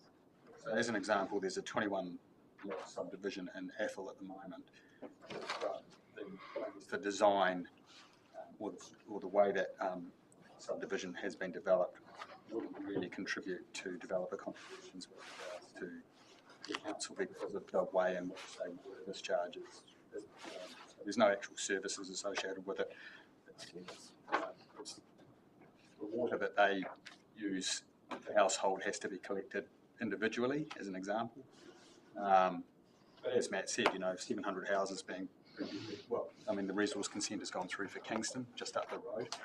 I can only imagine that once again, the market will probably drive more and more demand heading towards Garston, Athol, Five Rivers, Lumsden. Lumsden will well and truly be earmarked for the future for further development. And more than likely, we'll have to have some form of articulated water service, probably within the next 10 years, I would argue. Yeah, and so my understanding is the spatial planning process is where you identify where those pressure points are going to come that you'll need to go into service, and that's when you start to do the real planning about what infrastructure is needed to support it. You don't start it from, we want to charge DCs to get income to help with some cost. You charge them because you've got real expenditure for providing additional capacity, and you want to find a way to fund that from the people who are causing that.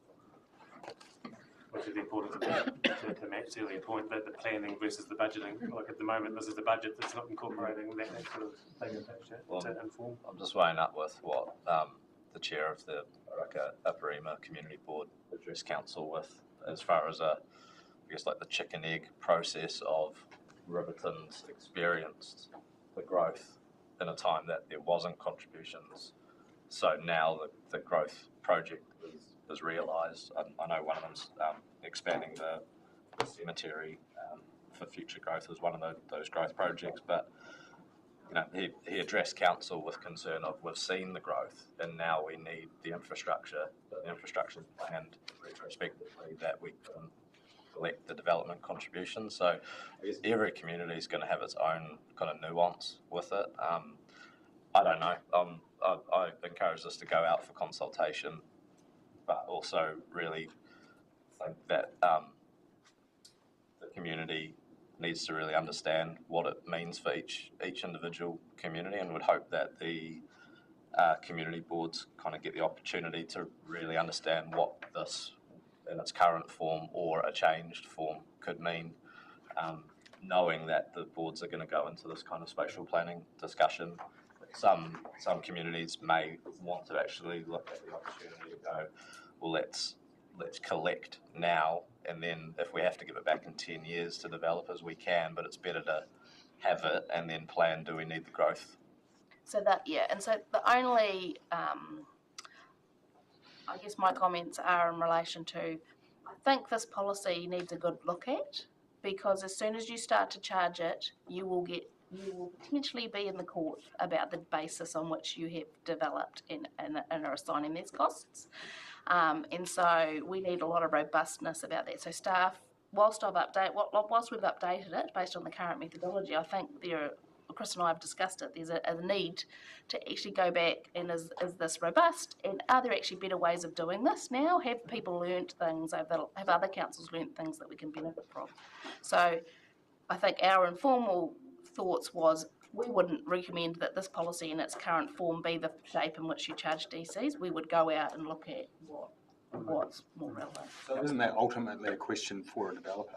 Isn't it? Should we not actually be going to a developer and saying, you know, what is your appetite for the risk associated with retrospective developer contributions based on your research into growth projections for this area? In terms of deciding whether we go ahead with a review or actually have the conversation. Yeah. Well, I think a developer's probably going to say they don't want to pay it, but I think it's the timing of this, if we're doing it in conjunction with that spatial planning exercise, which will help kind of inform getting an appropriate policy. I agree with what you're saying. I'm just going back to my own experience, because when council did have this policy in place and I had to pay it for a development of this, I didn't have the knowledge that I've got now, but I pushed back to my local councillor saying, I'm investing in a town that hasn't got any growth, and yet I'm having to pay for the privilege of actually adding to a town. So I actually pushed back on this policy when it was in place, and yeah, I'm in a interesting headspace now trying to work out whether that was good pushing back or bad pushing back. But in terms of encouraging development and growth in our towns, I think we need to weigh that up as well as it not being a deterrent. I mean, Riverton may not have experienced the growth, I'm speaking hypothetically, if this was in place, it might have put people off actually investing there if they had to put 5 figures into this bucket of money that wasn't actually, because the challenge that I put through was I don't see where this is going to go. It's going to go into a bucket of money and I'm not going to see a return on that. So, yeah, it's also, I guess it's also important to note that, like with the waters, the physical cost of putting pipes in to that subdivision is at the cost of the subdivider. So the ratepayer shouldn't be paying for that cost anyway. But it's the cost of joining that scheme and the capital expenditure of providing the capacity for everybody. That's where the share of the cost. So you're already getting some of that cost from those people causing it. And just reflecting back on the past as well, you have to remember everybody who joins is sharing that cost going forward. So there is a benefit longer term of the annual contribution that they make. okay. So once again, sorry, did you want to say something? We had a very good discussion on that, and a recommendation here that we receive the policy and that we agree to extend the application period of the current policy on development and financial contributions until the adoption of the long-term plan in accordance with subsection 46(2)(b) of Schedule 1AA of the Local Government Act. And we agree to endorse and release the draft policy as included in attachment B for consultation for the same time period as the long-term plan. Everyone comfortable?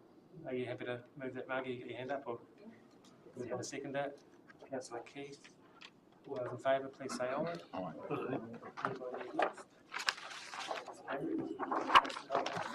Thank you.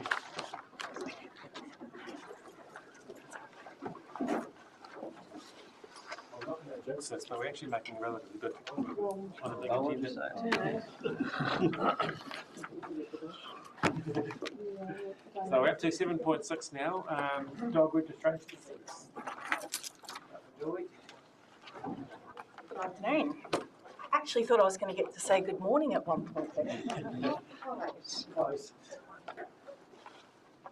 Good afternoon, Your Worship and Council. I am pleased to present this year's dog registration fee. The purpose of this report is to set the registration fees for the 24-25 financial year.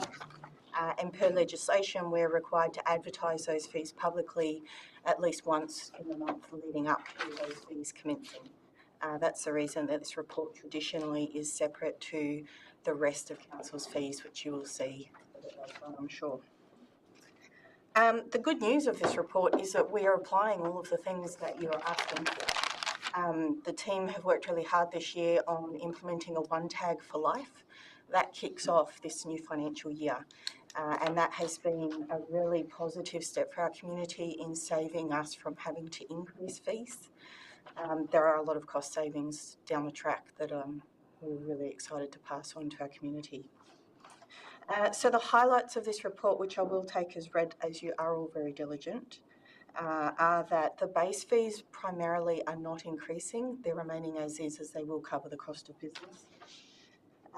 The few adjustments that have been made is the first tag replacement. So traditionally, we do charge when someone has a lost, missing or stolen tag. Because we've moved into a one tag for life, and we are yet to learn a bit more about the durability of tags as years go by, we thought it was more fair to our community to set that first replacement tag as free, and then have a more affordable cost for any subsequent tags under that. We will learn as we go over the years and adjust that one accordingly. The tags are quite robust. I actually don't think that we will need to replace tags very often due to anything other than the collar went into the ocean with the dog, and only the dog came back. So we'll see how we go with that one. We are looking to increase the fee for the stock on road call out. That has become misaligned with the cost of doing business, so we just want to make sure that we are fairly covering that cost. And also removing a withdrawal of infringement fee. Council staff ensure that we have sufficient evidence before we issue an infringement, and so it's very rare that we would ever withdraw an infringement. So having that fee set sets a expectation to the community that is rarely honoured, so it's best to just remove that one. They are the key highlights. I'm happy to take any questions that you may have. Thank you, Julie. Very detailed report as always, and a good description. Sorry, what's the process if see stock on roads, you're ensuring stock are well fenced, but if it's a lightning storm and cattle were put over a fence, is there any still getting fined, or if it's sort of an act of God, I suppose? Well, yes, it's all about recovering the cost to do business. So we are required to attend those call-outs for preservation of life and to keep our community safe. And so whether it's an act of God or a failure to maintain a fence, we simply pass that charge back on to the responsible party. Yeah, for you, Mr. Chair, I think it's important to say it's not a fine, so it's a cost. So we do have some individuals who constantly have stock on the road in this district, and we constantly move the stock off road, and we don't charge them very much for it at all. So it was actually mea culpa for this, because I said, well, why are we doing this at the cost of the ratepayer when individuals are failing? I absolutely understand if there's a branch comes down off a tree and it breaks through a fence and people have their stock go out. Again, all we're recovering is a cost of doing that job. And obviously what we would normally do, if we have the details of the stock owner, we'll phone them first and say, you've got cattle beasts on the road or whatever. So we're not trying to make money out of people. We're not trying to penalise people for that regard, but it is just recouping the cost so the ratepayer aren't paying for it if stock are on the road. So in terms of that phone call, Adrian, would they be charged if it was just a phone call notifying them? I wouldn't have thought so, no. No, I wouldn't have thought so. Again, it's the amount of effort we have to impart. We do employ contractors as well to assist us out of hours in various parts of the district as well, and it's one of the main, sorry, it's not one of the main, it's one of the many things that we are working with on our regulatory processes at the moment to get that more efficient. But at the end of the day, normal ratepayers shouldn't be paying for people having stock on the roads, and that's what we're trying to avoid by doing this. But we're not penalising people.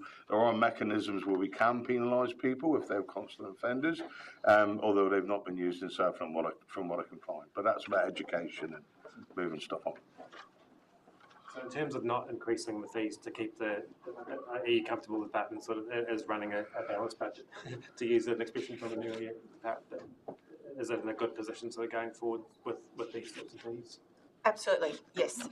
So the projections of the reserves are on page 183 or section 9 of the report, and there is a very minor dip into a negative, which is purely the final year of repaying our loan to fund that reserve. So we didn't see the need to really adjust fees to accommodate for that, as that is, the difference between what we're forecasting for some infringements or not. But yes, quite comfortable. Those numbers are looking very healthy across the long 10-year. Really good spot for our community to be in, I think. It is. Thank you. Any further questions, Councillor Darcy? I'm being a bit facetious, but I'd just like to know what the difference under stop wandering is between a donkey and an ass. For you, Mr. Chair, have you ever met an angry donkey, Councillor? They are far more dangerous than an angry mare, believe me. You can probably calm down an angry mare with a decent stallion, but not a donkey. These are like routine fees that we've investigated across the... Kick it in the ass, then. Councillor Boper, Thank you. Judy, I can't find, how much was the original call-out fee? That's now been, and it's been increased to how much? Oh, sorry, it was $90. Originally? Originally. And now it's gone up to? Oh, I see. That's in front of me that I can't find. I've not put the new one in there. No. I was like, I was not finding. One moment, please. What's the actual cost? No, so so through you, Mr. Chair. So they are below that, aren't they? So it's Council Animal Control Officer call out small stock, but not limited to sheep, goats and pigs, or if it's a small donkey maybe. And then for large stock, and so it's $15 per head for small stock to a maximum of $2.45. For large stock is $20 per head to a maximum of $5.90. This is the new one. This is a new one, What yeah. is the base from where this has been raised? Well, covering the cost of business, essentially. A single... That's what we've changed, covering a cost, that's... Yes, exactly. Right. Okay, so it looks like there's no further questions. So I can take it to a recommendation, and I'm not going to read through all of the, I'm assuming with it. Which is a summary of all of those fees, and again, over the page we've got agreeing to publicly notify the fees during the week starting. So do we need to change that period to line up with the actual long-term plan consultation, or is that a different period? That should be 5th of June to 5th of July, shouldn't it? Through you, Your Worship. The dog fees need to be advertised now, so that they can be collected in June and July for people to re-register. So it's separate to the long-term plan process? Separate to the long-term plan, hence why the separate report. Thank you. So do we have someone in a position to move A through to E? Councillor Byers, giving me the nod. Councillor Duffy seconded. If no further discussion, I'll put the motion. All those in favour, please say aye. Aye. Anybody against? That's carried. Thank you.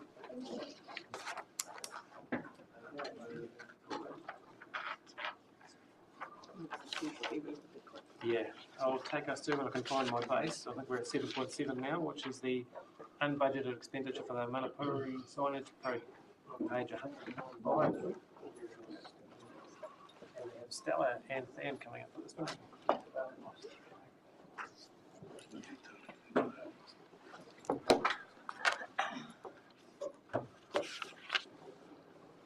Ahi, Marie. Thank you, Mayor. So this first report is the budgeted expenditure for Manapori signage project. It's for $15,000. It's a collaborative project between the Fiordland Community Board, Manapori Community, Mana Whenua, Dock and Meridian.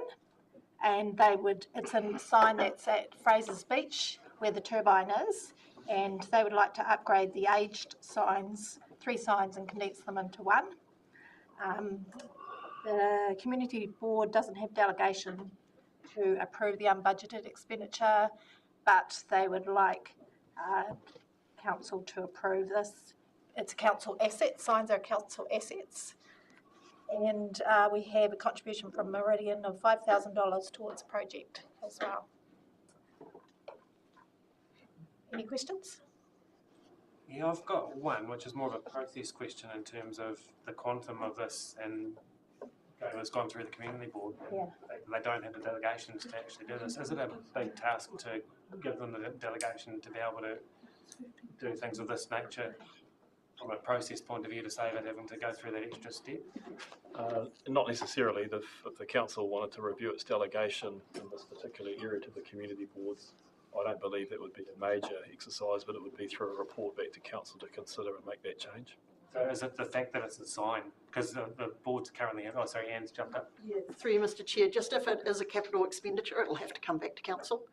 If it's operational expenditure, then it can stay with the Capital community board. in nature, no matter the... Yeah, if it's outside, if it's not been budgeted before, yeah. Because it's just with the schedule. Unfortunately, one of the schedules in the Local Government Act says it is something we cannot delegate. Another thing to advocate for. It feels like you've had to prepare a report to come to council. I'm assuming it's going to go through. I'm making an assumption now, but just in terms of, I guess, the autonomy of the community boards being able to make a decision using their own money from their reserve, and it almost seems a bit of an overreach for them to come to council, but that's just one thing. Are you suggesting that that kind of figure was back at a time where $10,000 would get a lot more than what it does these days? Well, I don't think it's done on the quantum of the money. I think it's actually the fact of even if it's just anything. We can't do it. Let's be substantial. Well, that's something we can maybe look at subsequent to this. But are there any other questions related to the actual? Fairly straightforward. I think, yeah, noting with that the community board already endorsed it. I'm happy to move from the chair that we accept A3 to 2. Do I have a seconder? Lots of seconders. So Councillor Chamberlain. And I'll put the motion. All those in favour, please say aye. Aye. Anybody against?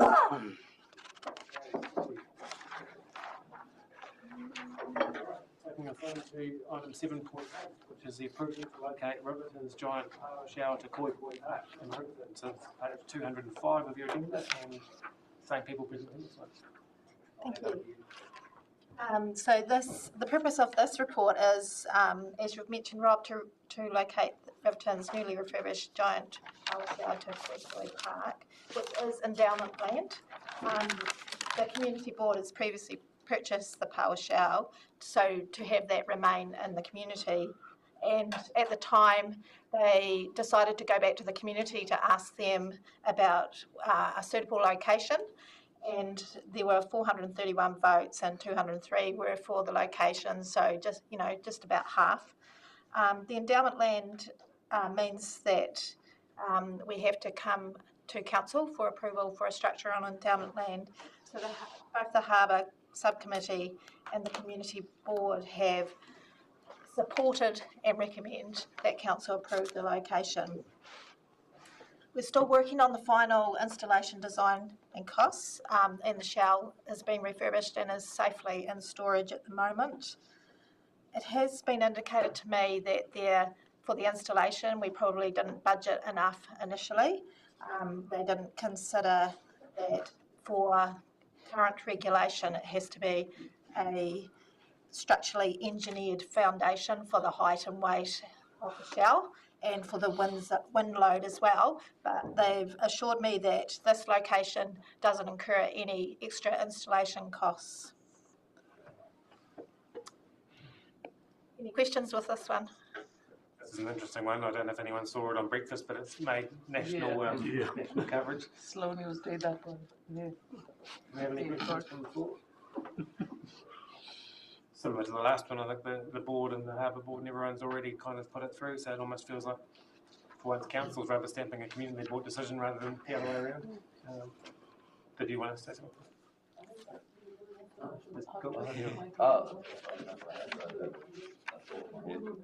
Welcome to share it. I just wonder, in these kinds of location, this doesn't really need to be answered, but in terms of these kind of location discussions, how does the coastal inundation report that council's received inform this kind of discussion? If we're going to make the most of other data that we've collated for decision making. I mean, I don't think it's not a major critical infrastructure piece being proposed, but I'd just be interested in terms of reporting to a community board on these kinds of decisions. Are we reaching back into those files of other reports that we've invested in to actually provide that data? It'd be interesting. Otherwise it just sits on the shelf. I don't know if it really applies to this power shell. Maybe the power shell ends up back in the ocean, but it's more around the habitable buildings that we would, or other commercial industrial type buildings that would be of greater concern in terms of the inundation report. We consider this sort of infrastructure to be movable if it had to be as well, to be relocated over time. I guess I'm just trying to keep it fresh in the mind that we have information and it should always be considered in kind of anything spatially. So someone in a position to move A through to D, that we're approving the newly refurbished giant park to be located at Koi Park. Councillor Kenny, seconded by Councillor Byers. All those in favour, please say aye. Anyone against? That is carried. Right, we've got 4 minutes, so we'll see if we can move through this next one, seeing as you're both at the table still and it's related. So this is approving the change of spelling of Koi Park to Kohi Park. Probably still pronounced exactly the same. This is on page 211 of the agenda with the recommendations on 212. So I'll hand back over to you, Stella. Thank you. So we've had requests from Oraka Aparima Runaka about finding out the origins of how Koi Park was signed or named, and also from the Kamatua there, Muriel Johnson. And our initial research really found no definitive proof on how the park got its name, but we do know that the chief's daughter, Koi, brought with her 50,000 acres of land to the marriage to Captain Howe, and there are recorded instances in gazettes referring to her name as Koi without the H. So we have, and again, this is on the same endowment land, and we thought since also the power shower is at the same location, it would be a good time to look into that, which seemed to be a complex challenge in the past. People had looked into it as well. So Muriel has also been at both the Riverton Harbour Subcommittee meeting and Oraka Community Board meeting and supported the recommendation as well as both those committees and community boards.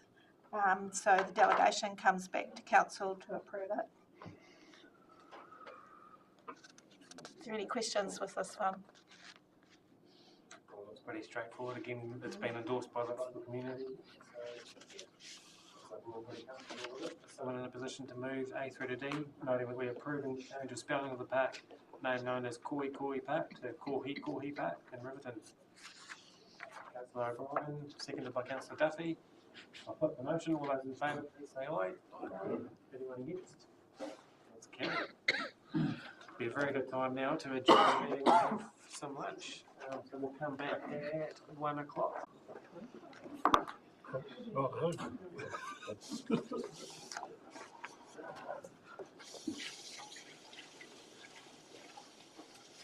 So hopefully it's a reasonably straightforward paper. Hartley will do it soon. Sorry about that.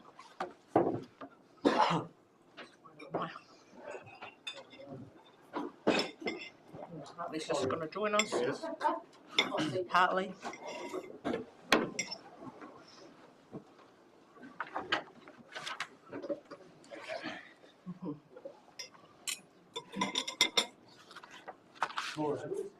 Excellent, thank you very much. So this report, I'll largely take it as being read, but just as a quick overview, it covers our annual bridge inspections. As you'll see, the number of posted bridges, or bridge posting, sorry, as you'll see, the number of inspections have reduced over time, and that's largely because of our bridge renewal and improvement programs over the last few years.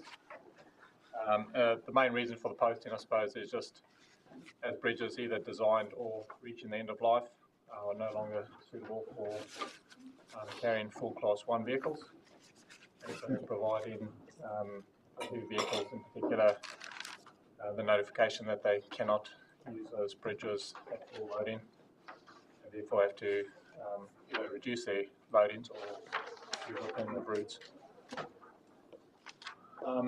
Yeah, as I said, I'll take the report as being read and take any questions. For me, not related to the report, but kind of related, is in terms of the signage on the posted bridges. I've had a member of the public approach me about their need for signage across all the bridges to highlight what the actual classifications are in an easier to understand format than 90% of Class 1 or 30% of Class 1, because the layman doesn't necessarily understand that. Is that something that's kind of been looked at in terms of even potentially, I mean, not all 864 bridges, but sort of the main ones on the sort of main feeder roads? So it's a bit of a tricky one, because the signage itself and what gets displayed on the signage is regulated. So there are rules around it, the size, the colour, the text, etc. We do have, I suppose, flexibility in terms of, in some cases, we'll have individual loadings that we'll display on the signs, in other bridges not. But that's the reason for that is where we can clearly define, or there's a clear limit as to the maximum allowable axle loading, as an example. But in other situations, there's actually a bit more flexibility, depends on the configuration of the vehicle.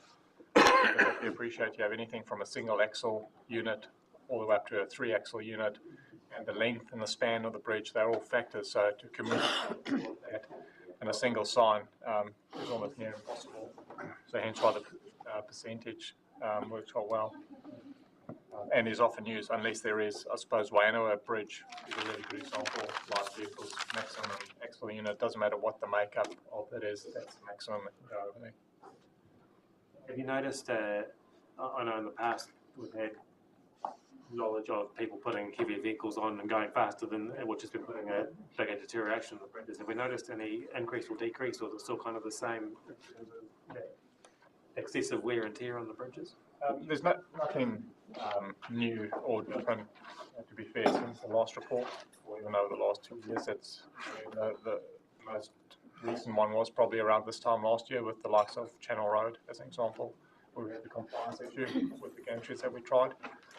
But that's no longer an issue, because we closed the bridge, and the likes of Matara Island to the Road, which is where we also had a gantry system, that bridge has just been replaced. So, you know, those risks, I suppose, have been removed from the point of view of illegal activity. The risk remains out there. The lower the number of, I suppose what I will add, the lower the number of posted or restricted bridges we have, obviously the lower the risk. So no red flags that came out of this work to you at all? Not at this stage. Are there any other questions? Councillor Menzies? Thank you.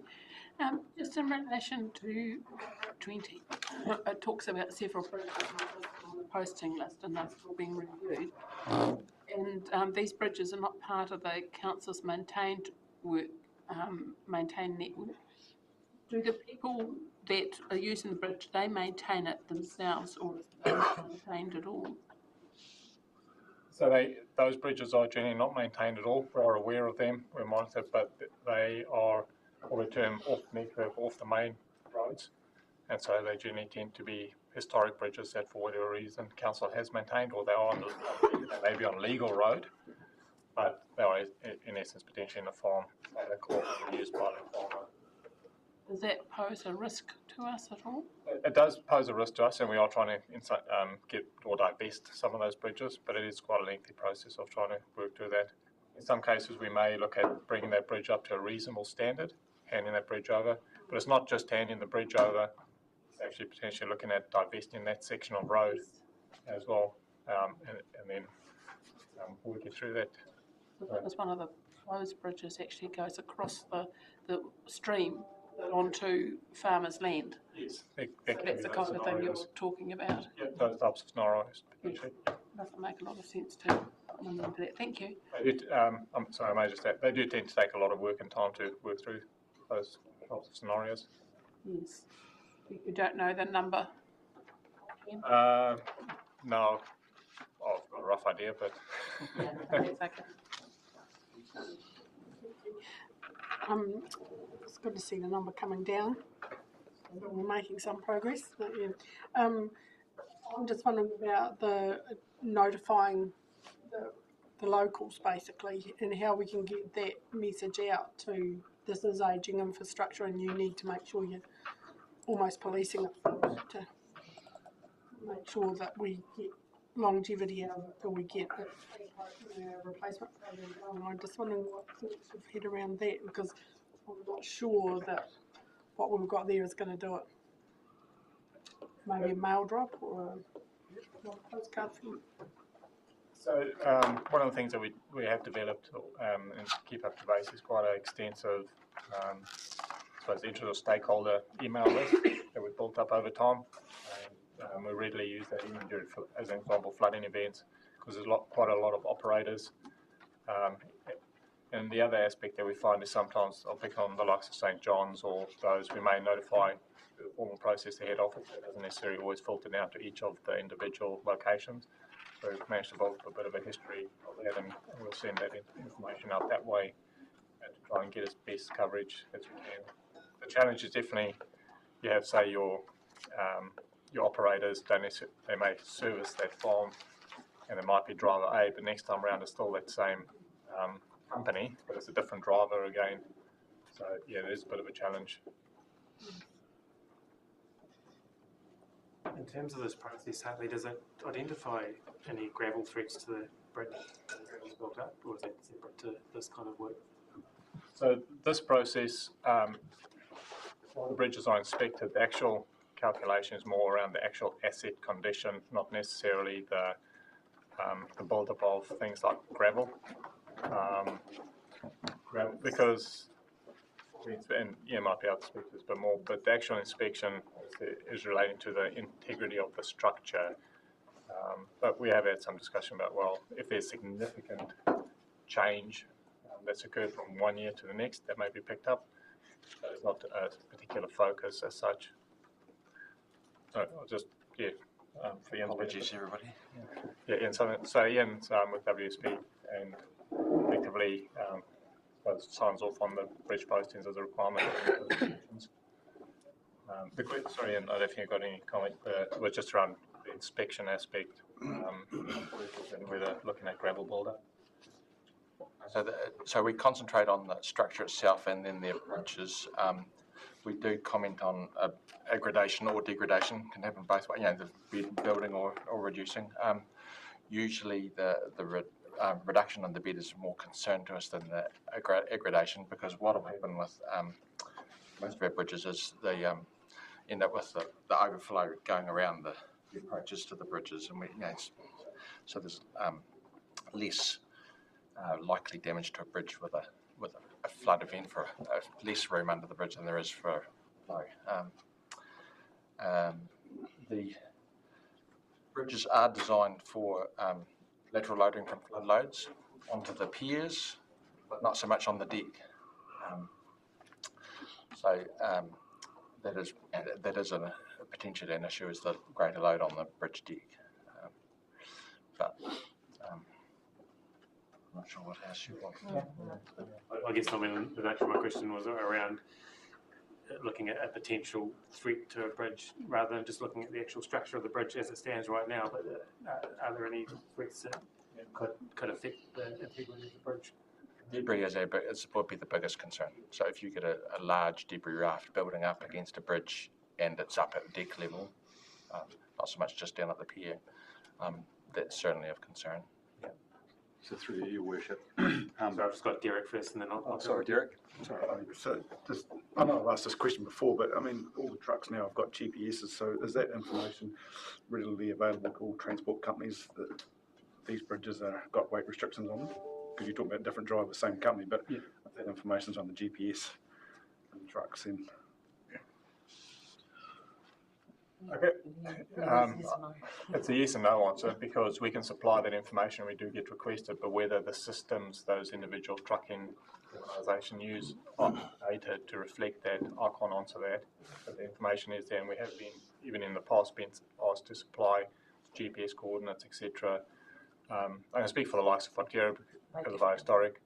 They geo-fence those bridge restrictions, or even if there's a road closure, it's geo-fence, everybody knows about it. So, yes, they do use it, but whether everybody uses it and keeps it up to date, I just know for the likes of us, we've had trucks from the North Island down, that I'm not familiar with the area, but so...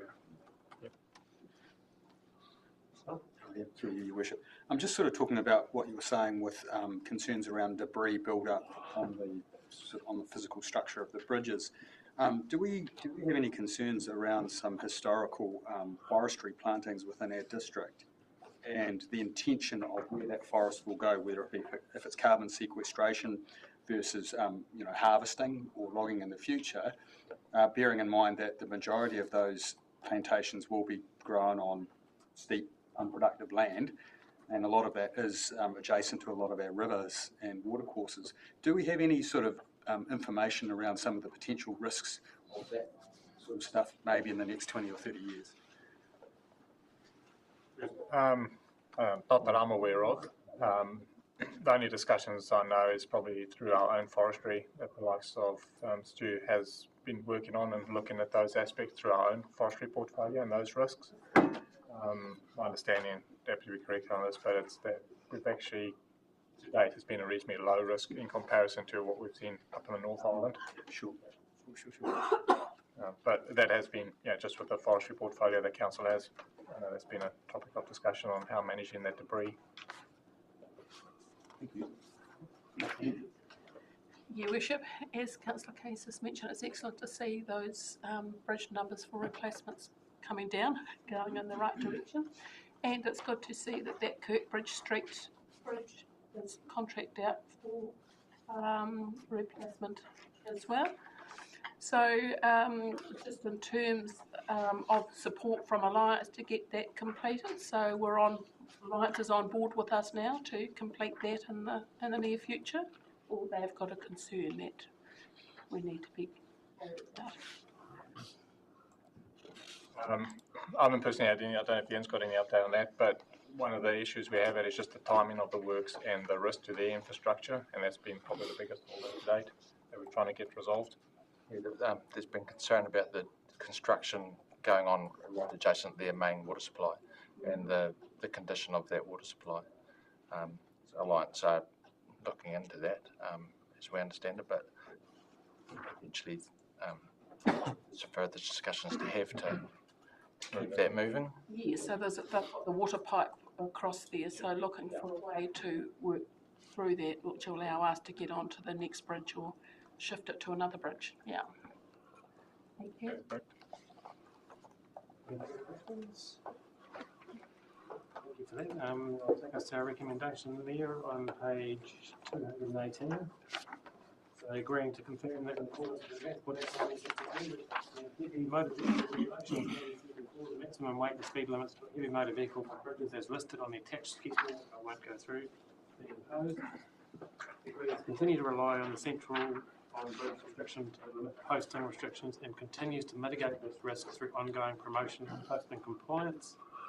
It agrees to notify the weight limits to the New Zealand Police, New Zealand Transport Agency, Road Transport Forum New Zealand Incorporated, and public posts in daily newspapers, social media and our website. And I assume that includes Fonterra and no one. Someone in a position to move A through to F? Councillor Spraggan, seconded by Councillor Menzies. There's no further discussion. I'll put the motion. All those in favour, please say aye. Aye. Any against? Carried. Apologies for my lateness. Okay, moving right along, 711, better off funding. So this is on page 249 of the agenda. Simon and Michael, welcome. Thank you. So yes, better off funding. Essentially, this report, I guess it contains a bit of an update on those tables as to whether the projects are for the information for the councillors. But primarily, it's about the letter that we received from the Department of Internal Affairs. So this is on the back of comments made by the Minister back in February around, or that were reported on around the future of some of the unspent funding. The letter from the department has come out and requested that councils have a look at where their projects are at and whether there is an opportunity to either rescope or redirect some of that funding into Three Waters type of projects. So we had a discussion with the leadership team around this. We had a look at the projects and as you can see in the report, the recommendation that's come up to council is that there are two projects in particular that could be considered for. So the spatial plan being more focused, or rescoped to be more focused on the investment strategies for water infrastructure, and then the Mirahiku Runanga project, which isn't able to be undertaken because it was always focused on basically being prepared for tranche 2, and with tranche 2 having disappeared, then there is no need to progress that one. Looking at that would be the potential to still have it focused on the mana whenua, and how either in a new entity or within the investment strategy under the Three Waters, the old spatial planning project, could be involved in that. So I guess in that way it would still be, to a degree, keeping the intent of the original, or partly the intent of the original project, to focus on things that are important to mana whenua. That's also the recommendation that's in there. I think there are other options that are considered in the paper. There are other projects which haven't necessarily been contracted in terms of delivery, but there's been a reasonable amount of time spent with the communities getting those, because I guess it's like anything with these funding rounds, we end up in quite a quick turnaround to try and get the project defined.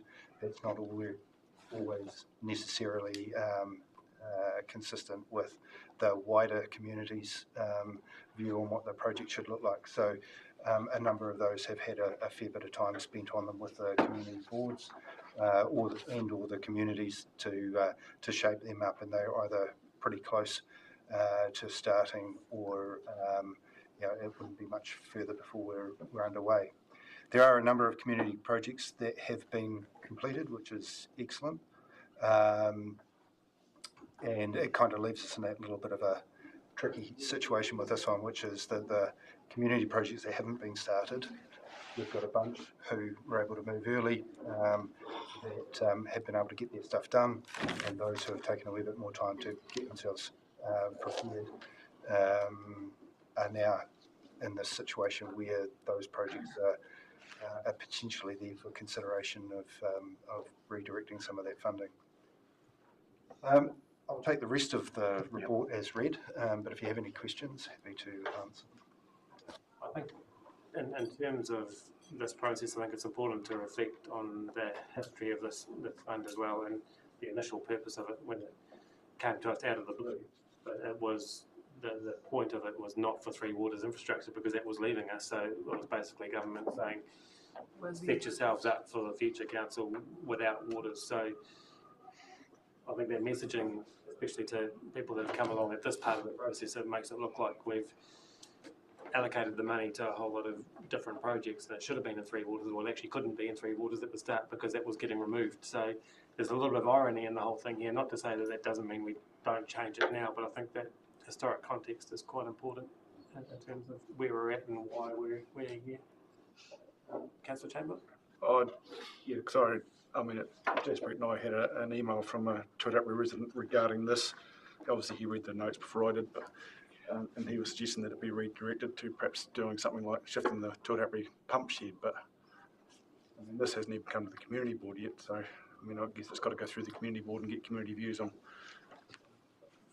I mean, I'd imagine the railway station as well down the track as far as being. The notes, Your Worship, the notes say that there is a particular applicant that's been decided upon for the railway station project, so I don't know, and what Councillor Chamberlain tells me is there is nothing that's come to the community board as such for redirecting the money from the railway project to something else. But I was asked by a constituent to raise this point today. Have we replied to this letter from DI? On an interim basis.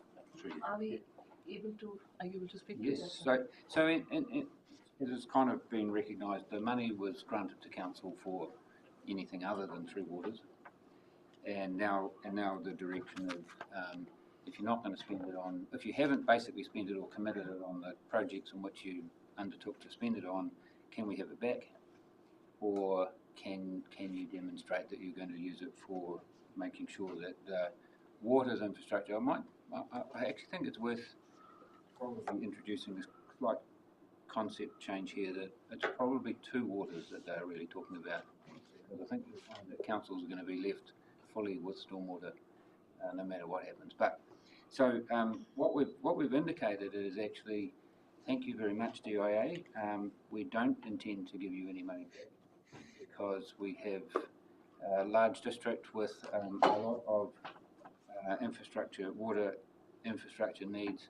We also need to make sure that we're planning those for the places that we see growth and development. And so, on an interim basis, indicated that most of the projects are committed. If they're not actually spent yet, they're well entrained. And for the two big ones that weren't yet locked down, we see a very direct need for them. To council to spend that money rather than council having to fund that work, which it will need to do from ratepayers or somewhere else. That's in essence, other than reading it word for word. Yesterday, when we were the subject came up informally, and I asked informally whether we were on the right track, and I got an affirmative answer that it looked like we'd be okay. Okay. So from a from a Tūrapuri perspective, the railway station is still high on the agenda, and it's not. The only two projects that I was particularly concerned about are the two that were unallocated in terms of spatial planning and the iwi relation component. Well, I guess this will come to community boards. And so, yeah, the actual individual projects, as far as I'm aware, they're still alive.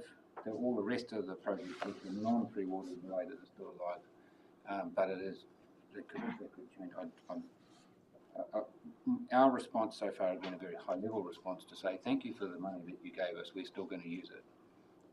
Exactly where council chooses to use it is yet to be tracked. So in terms of the email that the councillors have received from the constituent, response to that would probably be to feed into the long-term plan process as a submission in terms of their opinion on where that money should be spent.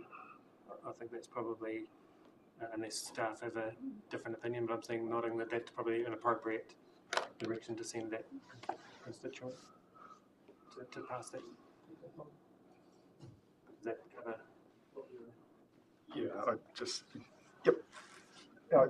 just be interested to see what the community board views are as to whether they think that it's more important to shift the Tūrapuri pump station, which I would imagine 300,000 would just be a drop in the bucket to do that job, or whether they progress to something that's been a long-term niggly issue in the community that for once and for all look like it might get sorted. pump station at a later date if that's so need be. That's You realise the challenges of local government? That's not my decision. Councillor Wilson. Thanks, Rob. The question I have on the spatial planning projects with $1 million sitting there is the advantage of the spatial planning projects meant to inform water infrastructure decisions? So it kind of does align in there. But then the question would be, what's the scope on that as far as regional spatial planning? Our neighbouring councils also sitting on funding for similar spatial planning, potentially to inform water infrastructure. I don't think they are. That no one else is sitting on.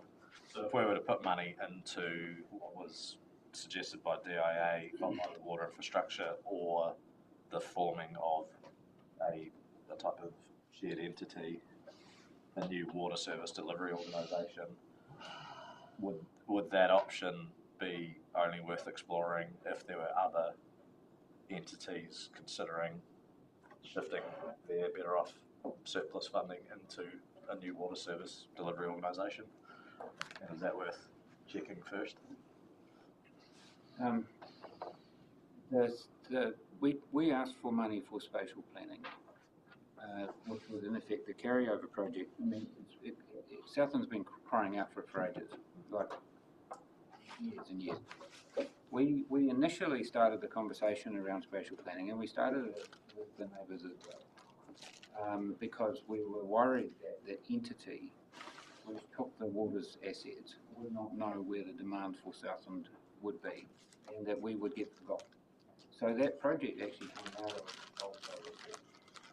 now that it's back with us in terms of those assets, whether it's called spatial planning or planning for Three Waters assets, they're actually the same project. The project's actually working away quietly in the background, and the team, pretty much headed up by Michael at the moment, have actually been meeting with all of the neighbouring councils and saying, we are in this together.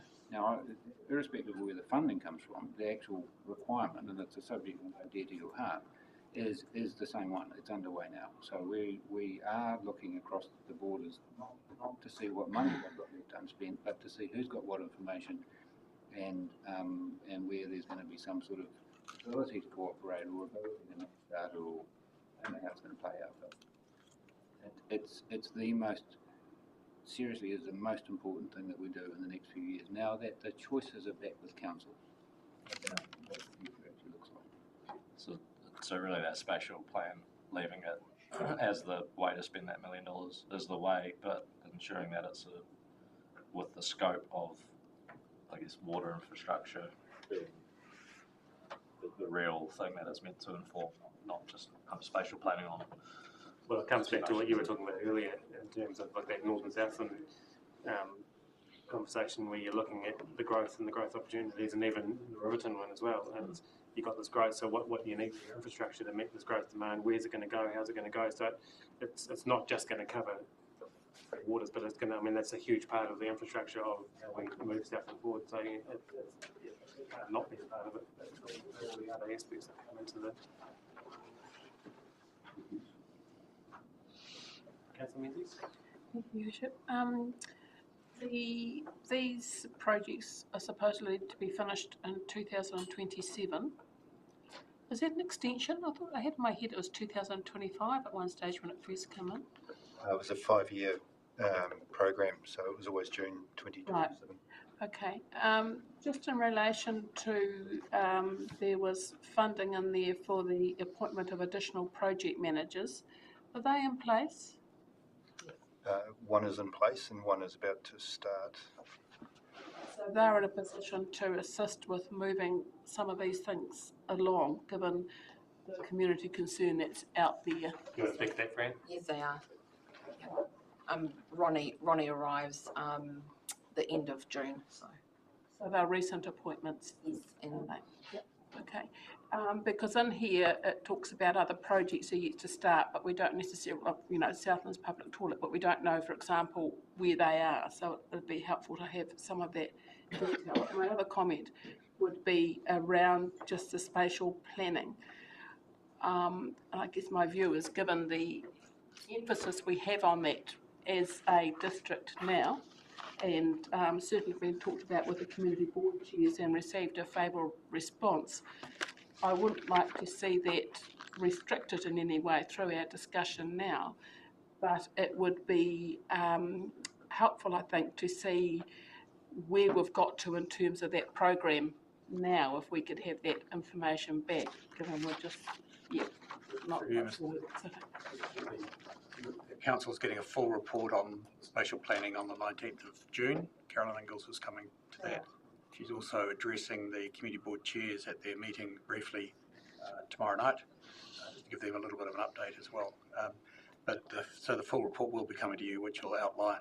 Carolyn's job is to get it to the point where we now have a very clear project and scope, which will then get picked up by somebody and taken forward. Yes, so all that work's been done, and rather than narrow it down without us understanding what it involves. I think it's probably just depends on the angle you look at it from. Because in the end, if I think about chats with Fran about planning for infrastructure over the next 30 to 50 years, the big thing that we don't have for that bit of work that Fran's tasked with, so I think she's got to have a 30-year plan, is the spatial planning. You just don't quite know, and our communities are feeling really restricted by not having that vision so that the communities can work together. So I don't want it to sound like some sort of magic bullet that fixes everything, but it does pull together a lot of the things that are torturing us around how we develop, how we allocate our resources, how you guys are able to make good decisions for those long-term plans going forward. So, if I can just link in, it does also impact the district plan as well, and so opening up other parcels of land that might be appropriate for that township. So, but obviously we need to surface those areas as well with the right reticulation. And also we link in with Te Aimarama on that as well, which may link into some of the funding in a different way without necessarily using that, which can then go towards other water projects. And going back to your earlier discussions around the development contributions, financial contributions, it allows you to have that in a discussion in a context rather than some sort of abstract idea, which is it's good or it's bad or whatever. It's like, we're doing this, how we're going to. So it sets the context for you guys to be able to make some really good decisions about where you want Southland to go over the next 30 to 50 years, which should be pretty exciting. Anyway, I get a bit carried away. I'm a bit of a zealot, so I'll just have to. Yeah, no, just give some assurance that we can use that money to its value before in our earlier discussions in a way, and know we feel that by 2027 we're going to get the best value for our money. Thank you. Look, I just want to acknowledge the actual request that came from council for an update on the Better Off funding the projects and where they were got overrun by the letter from DIA and the changing rules. So we've tried to do two things in one report, neither particularly well. I just want to acknowledge that we've been trying to do it in a time that we're also doing the LPP and a lot of other stuff. So we might not have exactly hit the nail here, but we're important for council to recognise that I have on your behalf gone back initially to DIA to say we do want to get the money for important projects for it, and we can do better updates on the actual projects and any refinement on those at a later stage. And it might be useful to have that on a 6-monthly basis. Thank you. So, Cameron, just to confirm, other than the 150,000, nothing else is being returned?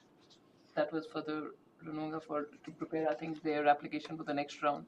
So we are returning that 150K? Not even that? I don't think so. Right. I wouldn't want to return any. Because the purpose of that, I do remember, it was like a resource to prepare the application. And so I'm conscious that I'm conscious that I can't just clearly speak on behalf of DIA or ourselves, but I think it would be. I think that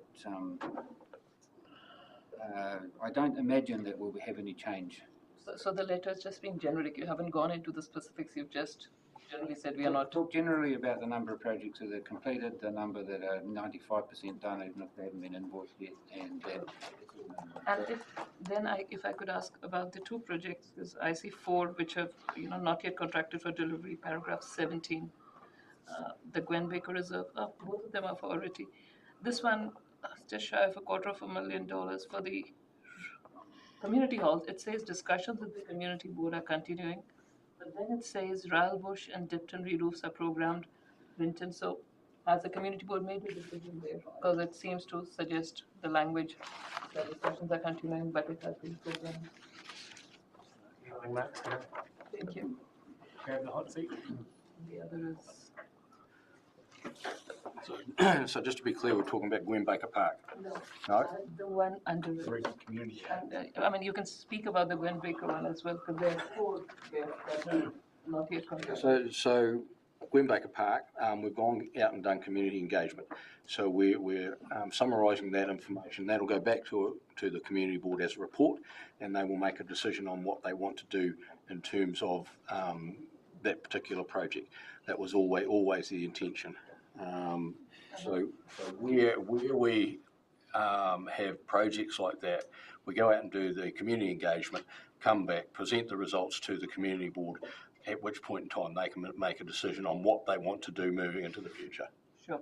So this is still waiting. And the next one about the halls, because it says the discussions are continuing, but then it says the re-roofs have been programmed for the Oriti community halls, the 200. Okay, so there's 3 halls in the Oriti Community Board that the funding was allocated for: Rylbush, Winton Memorial Hall and Dipton Hall. So Dipton and Rylbush were re-roof jobs, and the Winton Memorial Hall was upgrading the storage area in the hall.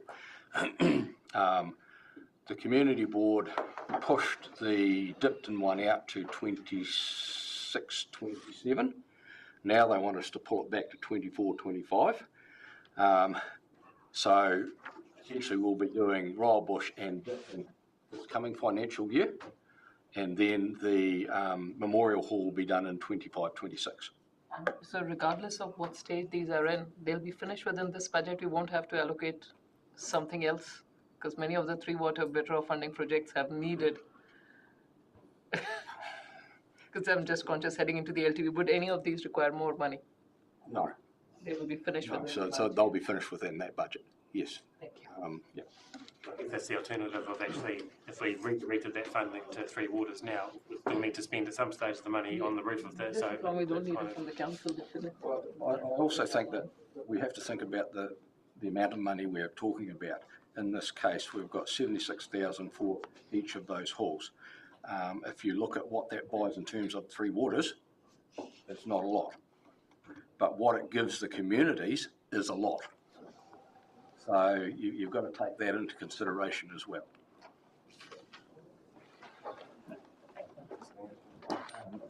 Actually, I just when council was offered this, it came at very short notice, and some councils, I understand, there was tranche 1, and then later on there'd be a tranche 2, and we had to scurry to get applications into tranche 1. You may recall, I think the view around the table was it would be better to take 1 while it was offered, rather than wait for 2, which would include 1 if you waited later, but as you know, things didn't happen. So actually, we've done well to get what we got, and a fair amount of Tranche 2 was cancelled. Tranche 2 was cancelled, yep. So those that waited for tranche 2 to get, all of it at once, may well have been disappointed. Yeah. So we didn't expect this. We weren't planning for it. We got it. We mobilised as quickly as we could at very short notice to make good use of it, and actually we've not done too badly. So yes, I know there's a couple of questions around individual projects, but on the whole, it's not bad. Outside of the LT, we're going through an LTP exercise now, and which was done at the last LTP, and all of a sudden this came in and added to all the projects that were already approved. So it put a huge load on the team, and a lot of them have been delivered as well. So I think that's a good reflection on the extra workload that the golden goose that suddenly arrived gave us, but we've done the best. Sorry, it's a small thing, but I noticed the spelling of Tokanui is incorrect on that chart. It should be Toka. Councillor Wilson, did you have?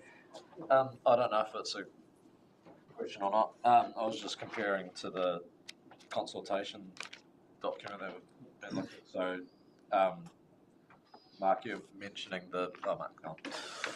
you're mentioning the re-roofs, and so Ryle Bush re-roof, it's showing up in this document as a community board project with a grant, so that's the better off funding as well. So with that being in this document, for 24-25 as well. Yes, but at the time of writing that document, the decision hadn't been made to pull it forward. Yeah. So it's all sitting outside of the first 3 years. I mean, I was just kind of, because I had this open in front of me too, I was just wondering whether then this needs to also incorporate this roof. Well, I think that goes back to the discussion earlier with the auditor. It's already kind of been approved, so that might have to. Can't do it. Yeah, I don't think we can get that through in the. But it doesn't mean that change can't happen. It just happens outside of That's right. the process. Because it's a grant. Sorry, just talking on that, Ryle Bush has only got one owl as well. Have you got a whole bag of chocolate fish I'm supposed to have diabetes. It was a public flogging for the relevant staff. Yeah, sure. Just a question around just the overall purpose, just so it's clear in my mind, is that the DIA is asking us as a council what our opinion is on this. So they're saying, for us to identify whether there are opportunities to redirect funding to increase investment in water infrastructure or to help that delivery. Are there any risks associated with what the DIA are asking us and how we answer them in terms of where that money actually goes? So if we don't specifically answer that question in terms of you allocate us this money, this is exactly where it's going to go based on what you're asking us. If we deviate from that, are there risks associated with that? Well, I don't think we are going to deviate. I think Cameron's conversation with them yesterday, doesn't probably hand over to him because he might be doing the same thing, but I think it gives us the comfort that with the track that we've got at the moment, we're okay. But I'll hand over to Thank Cameron. you. And yes, to answer your question, I'm reassured from my conversation with them yesterday that we're on the right track here. You can give us that assurance, that's fine. I think the other thing with it is, with this, it's you put a project scope in, it gets signed off by the DIA. So we put in what we think the project is going to include, and so it's quite transparent all the way through as to what we're expecting to deliver and what they're expecting to see at the end of it. That's already been approved by them. So they're just getting a change in their political direction, and then And then they've sent me a new contract. They never give us money without a contract. There is an assurance, if you like, around that whole process. Cool. So we've had the theme of today is really good discussion of the reports, and that one had failed us. So we've got a recommendation there that we've received the report. We agree to retain the community projects in the Better Off Funding Program. We agree to a refocus of the spatial planning projects to Water's strategic planning project.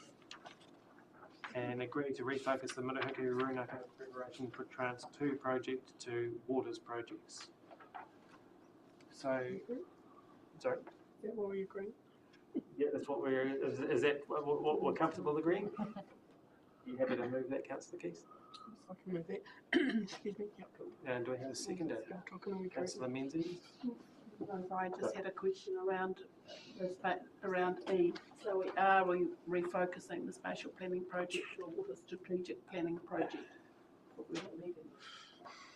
Yeah, I think we do need to be careful in the title of that in terms of what we're make sure we're delivering and what we're actually going to be doing. My view is that gives us rather than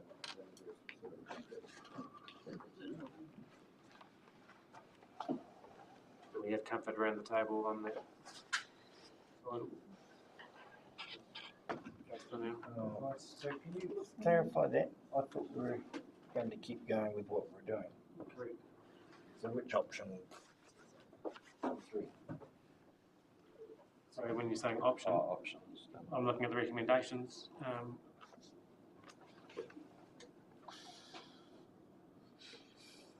So basically, we're agreeing to retain the community projects and better funding programs, that's everything that's listed in that table, and that we are refocusing the spatial planning project.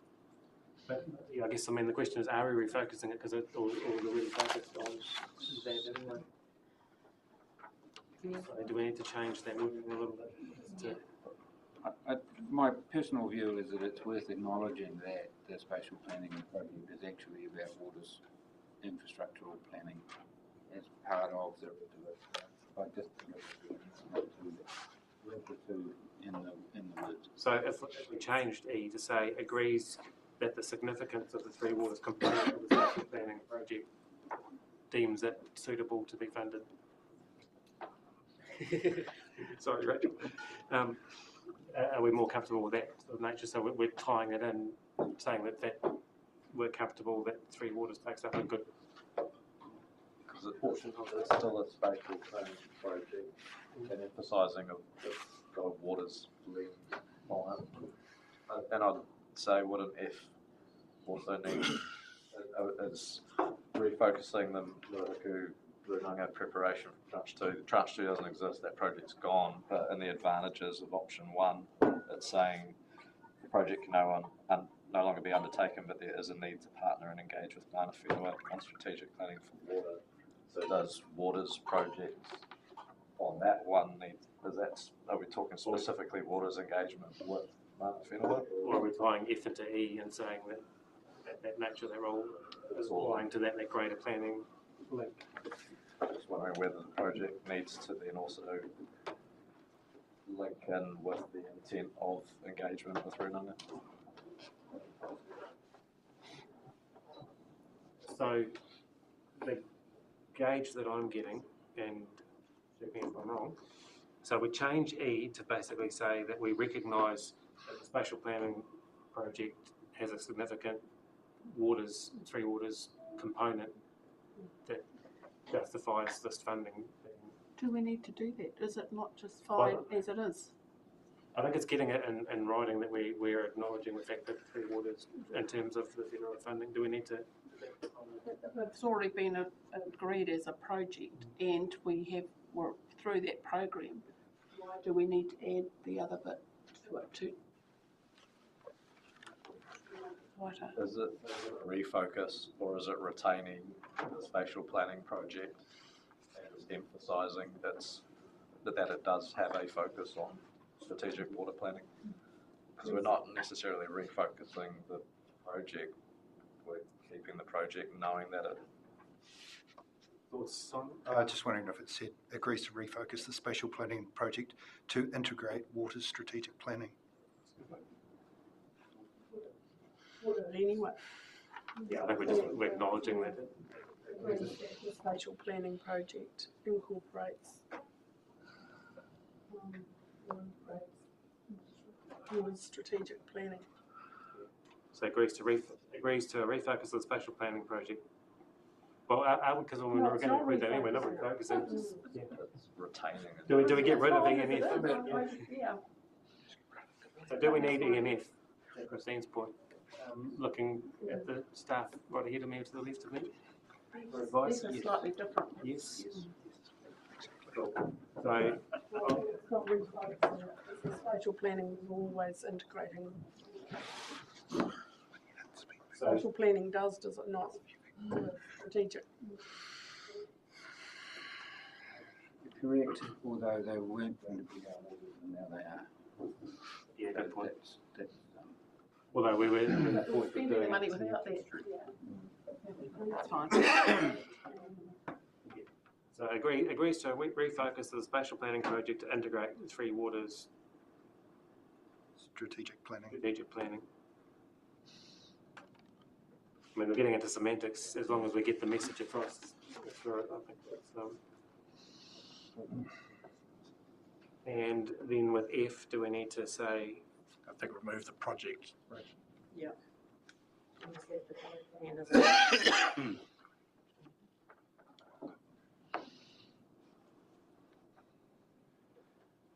That's what we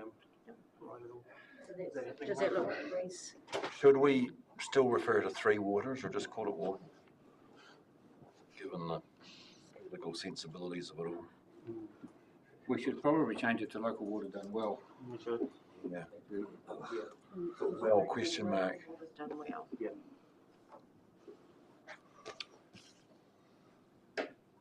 If it has that name for more than another 2 weeks. Yeah. Cool. So Councillor Keith removed. Hang on. Should local water is done well have capitals? Like disabled. So are you comfortable with that amendment to your removing? Well, do take leave, is that okay?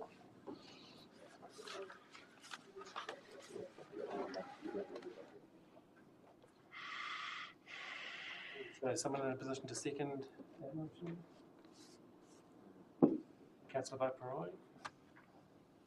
There's no further discussion. I'll put the motion. All those in favour, please say aye. Aye. Anyone against? That is carried. Thank you. Thanks, team. Okay. Up to the amendment report.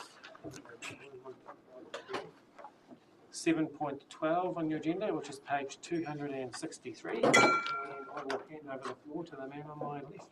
Thank you very much, and thank you, councillors. Pleasure to bring you the management report for this agenda.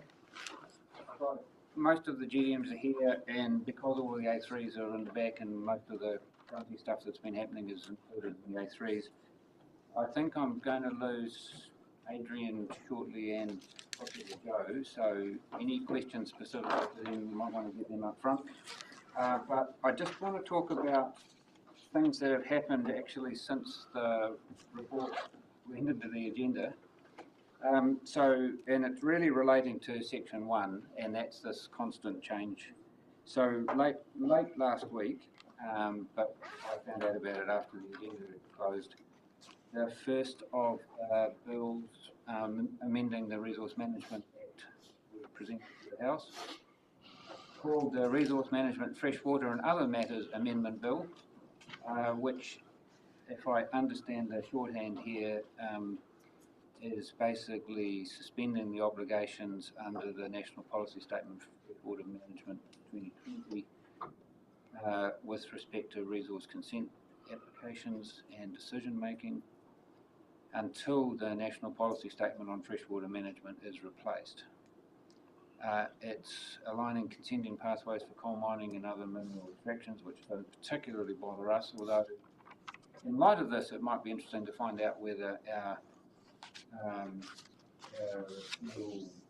litigation that we're caught up in through the judicial review is actually still necessary.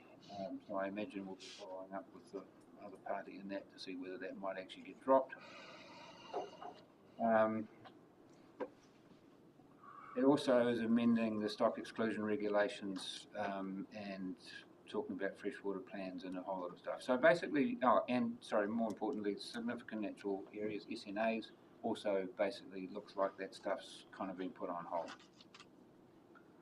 That's obviously reasonably significant in terms of that changing landscape for, sorry, wrong choice of words, but that changing situation around where the replacement of the Resource Management Act and that reform is going to end up. It does have implications, obviously, in the longer term for the challenges that council is going to face, particularly around the consenting requirement around waste treatment plants and other activities that council may get involved in. We had a very successful visit yesterday to Wellington, to DIA and to Matarawai, DIA being the body working on the local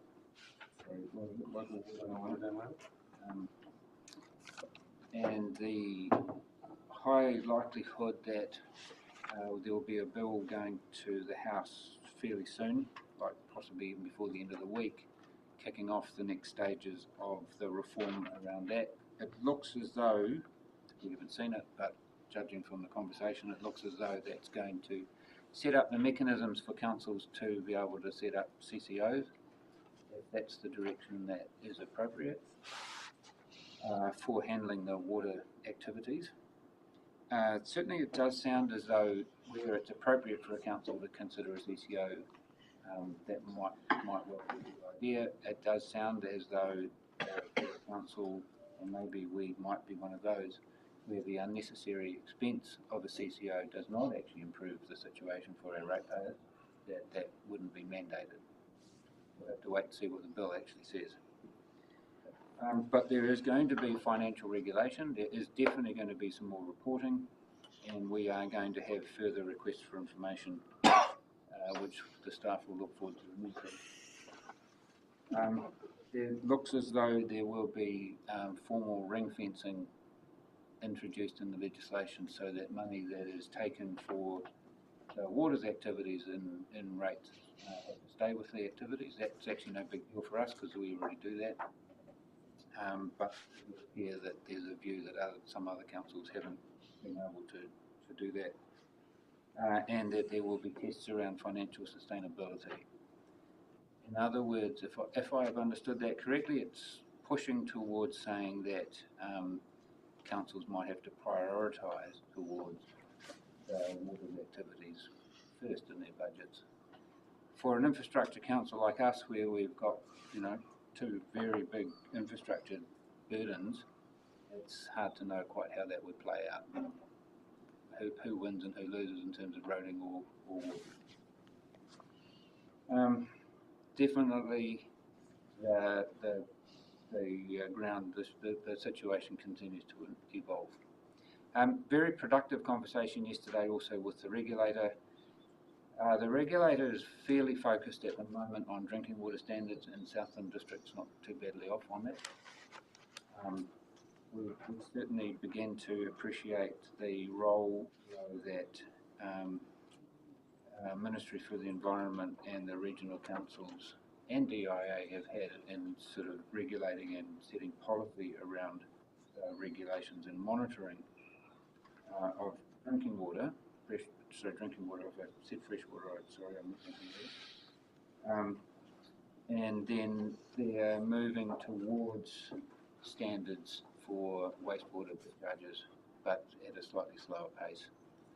And it would just be my opinion, but reflecting the changes that I mentioned earlier under RM reform, I would expect to see some changes in where that regulation will play out.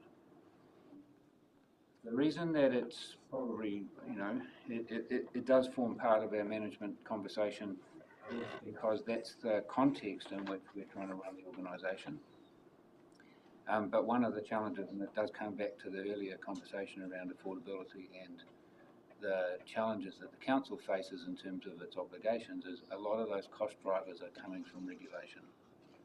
And if there's some movement in the regulation, then we'll know there's some movement downwards in terms of the cost or the timing in which things might happen. So I can't predict where that's going to end, but it's certainly part of a very dynamic situation at the moment. We will endeavour, as the bills fly through the House, we will endeavour to keep the council informed on the development or what the implications might be. But coming thick and fast at the moment. As far as I know, they'll go through select committee, but don't all know either.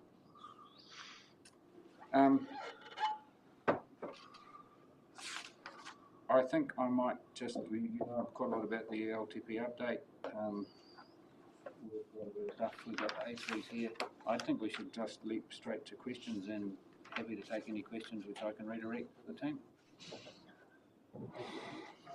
Any questions from the Councillor?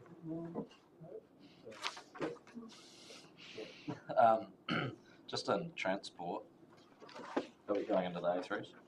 Is that what the question was? Yep, if you want. Any I guess just in terms of what you said earlier, if Adrian and Joe need to disappear, if there's any questions specifically for them first, but there's not, then we can jump into. Cool.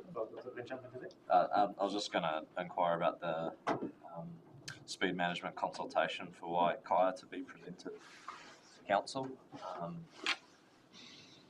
Last time that was a piece of the speed management plan from consultation with the community that didn't quite make the plan and the resolution to expedite a consultation process. So this is this saying that it needs to come to council first to then go out for consultation? I think it's going straight. My understanding is it's going straight out to that board, but Chris isn't here. Sorry, he's not here.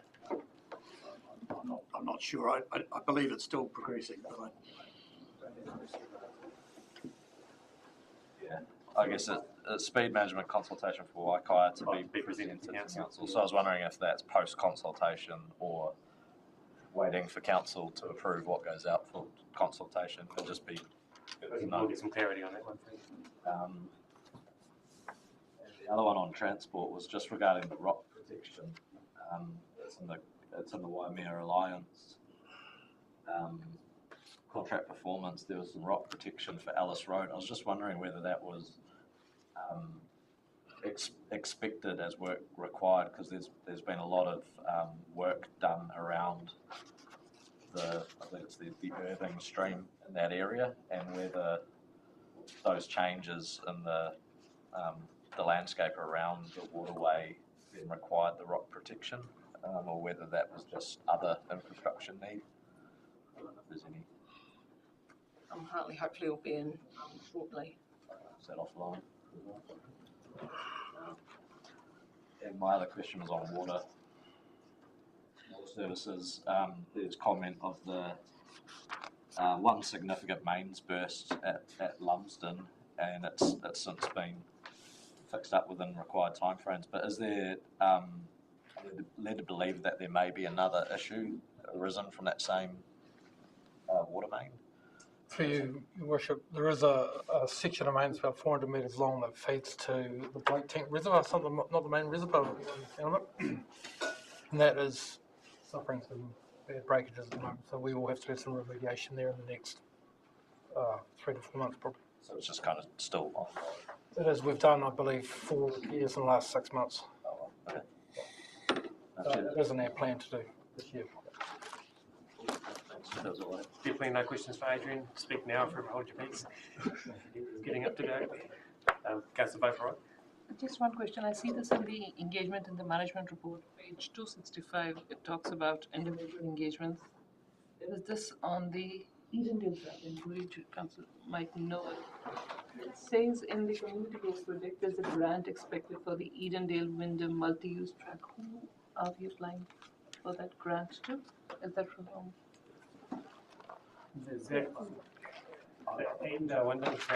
I couldn't hear the question, sorry. What was The that? Edendale Wyndham track. Yep. It's mentioned here, and in the board predicted things there's a grant. That's hoping that there'll be grants. Right. It's on hold at the moment, but it's expected that there'll be grants Grant from NZT? wherever whatever grants there are. Sometimes funding, We're not eliminating, taking Yeah. out. Any from, right. sometimes funding turns up. I'm not expecting it at the moment, but at some point in the future there could be funding. It's progressing to the stage Where we can start applying. Yeah, we've got a application in 3 weeks, local stuff. Local grant is going to be very useful. Yes, I bet. Huge grant from STC is expected. Are there any, Derek, did you have any questions? No. Cool, there's no further questions. Sorry. Just a comment, are we commenting on any of those A3s? Yeah, welcome to, yeah. Or just a comment on the 3 waters, 2 waters, the local waters done well, whichever we got to at the end of the day. There was just one incident reported where a rock was thrown through the window of the operator's vehicle while they were driving. Does that get reported to the police by the contractor or by us, or? Through Your Worship, it was reported by the contractor Right. to the police. I'd like to see that that's a trend that is starting. there was also just a comment around the Manapori water treatment plant, which has gone through. It was just a 6-week delay in the application for building consent. Is that just related to us not having sufficient staffing resource to do that, or just in our liaison with ES? Through your worship, nothing related to Environment Southland. It was solely around our building department. It was just the processing time for the building. I think it was probably around, their workload and things like that. But it was all completed within time frames. So there was a bit of inaccuracy within our design that had to be fulfilled. Oh, that's fine. So it's not going to impact on future consent not at all. processes. Very related to nuts and bolts within the build itself. Yeah. Yeah. Okay. Just while you're there, Jeff, quickly while Christine's looking, in terms of the Three Waters one with the Downers programming works to clear overdue work orders, at the time of writing there were 895 outstanding work orders. That appears like a significant number, but without the context, is that not too bad in the scheme of things, or is that actually? They get awarded, issued, I suppose, about 400 work orders per month. They can relate from being a tank inspection to exercising a valve or a hydrant. So there is a few, once we've crossed over to a new contract, there is some that are ageing that belong to the old contract that probably have a double up. So it's not as bad as it reads, but it's still a bit of work in progress. Yeah. So the next one was in relation to the project delivery team, and that was a health and safety risk as well, that the contractor's incident report follow-up information is very slow to come through despite repeated requests. So I'm assuming that that's gone through now, but it's of a concern if we're getting delays in those reports coming through in order to be able to manage that as well. Correct. And there was actually a quite significant meetings that had to be held to get that information coming through a bit faster. So I don't know if Dave would like to add anything to that, but obviously we're in this meeting, so we just need to be careful about confidentiality. But so we're at the moment we're still working through it with the contractor, with Dave McCone and myself. We're still not overly happy with the slow response, but we've requested an urgent meeting with them to just finalise out the report so we can get it up to council. It's also escalating, and so the management level has tried to sort that, or to lift to GM and director level. Yeah, so there's the individual incident, but it's more again that these systems are in place to ensure that that's coming through. We've got following. So where we're at the moment is just a number of questions. We've gone back some feedback on their report. We just want them to clarify for us at the moment before we finalise it all. The next one's community facilities. I'll give up after that. It was just that, around the risk factor for the works program not meeting targets, and that's given a risk score of 16, which is quite high. And just the building consent, resource consent, design requirements, resourcing, taking an unquantifiable time to work through. So it sounds like that's quite a chance we can't work out the time it's going to take to get there. And the resources ones at a 16 as well, more in the red. So what I'm identifying there is the fact that the team is under-resourced at the moment because we've got a number of vacancies that we've been that's basically why those two have increased since the previous period. And the support that's in place to So Sam and I are working to get those positions filled, and we have got some interim fixed-term contracts covering some of the spaces, but they finish at the end of June. Right. And so the positions have been advertised and... Positions haven't been advertised yet. We're just working through that process. Okay. Got a month. So hopefully someone's in place, because I realise, from your reporting to community boards that it's very tight and trying to get all those things. However, in terms of our capital projects, we're on track to get the majority of those done. So, and we're certainly going to perform better than we performed last year. So that is a bonus. But the other thing is you've also got some strategies in place to try and manage that through. Yeah. I'll leave it at that. I can't even read my next one. Thanks. Is there anything you wanted to add while you're up there, Sam? Oh, this is probably just a transport question, really, around some dialogue I've had with Sorry, in future I'll run through these plan mods. Musical chairs, yeah. Yeah, just some dialogue from some people in the Colac Bay area. So they've been talking, saying that with SDC, over the past 9 years, they've been trying to get some work done on the Colac Bay foreshore with some rock revetment work being done and the risks associated with that road and the tree and so on and so forth. So just wondering, can we have any sort of update on that for those residents? Your Worship, yep, I can provide some update on that. So the work that we undertaken and have consent to undertake is only looking after what we have there. There's no budget or future works planned beyond maintaining the existing infrastructure that's there. So therefore extending the infrastructure out, say to where there's no rock revetment beyond those houses, etc. There's no plans for that. And the scope of the consent that we applied for several years ago, when there was a lot of discussion and several reports to council on the future, I suppose, of that road, the consent was at that stage peeled right back to only looking after the rock revetment that's there, and that's the scope of works. The rock does shift and will shift depending on the size of weather events, etc. So we do monitor it. We carry out annual drone surveys. The last one was done 11 months ago, and we're in the process of redoing that again, since the last one was pretty much June last year. And then from that, we can also then determine the extent of any sort of maintenance activity. The maintenance activity is likely limited to shifting the rock that has shifted or moved around because of storm events, etc., back into position. Some cases, a bit of topping up if there's a slumping that's occurred. But beyond that, we don't have any scope at this stage to do anything beyond looking after, in essence, what's there. And just to add to that, we're looking at having some discussions again with the community. Once we get the drone footage and other information, we'll collect a few issues out there. So you're happy for me to relay what you've just said back to that community as such? Okay, thank you. I've already done that.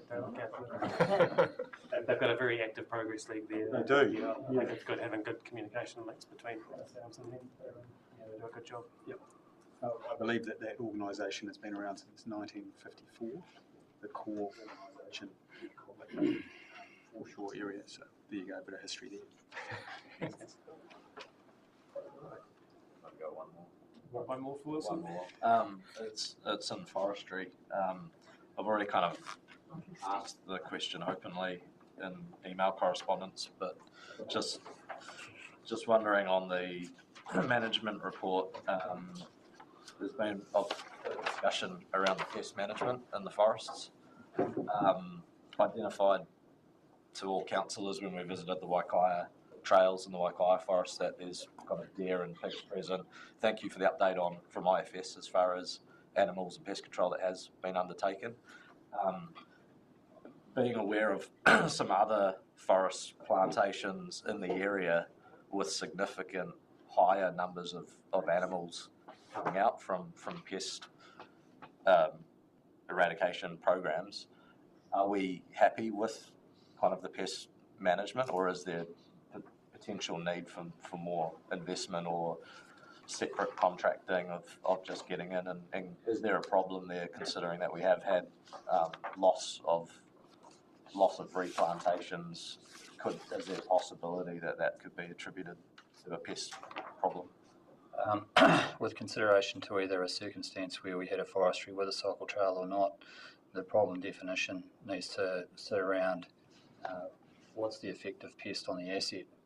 And in terms of our commercial forests, we've got no evidence of any pest affecting our forest at all.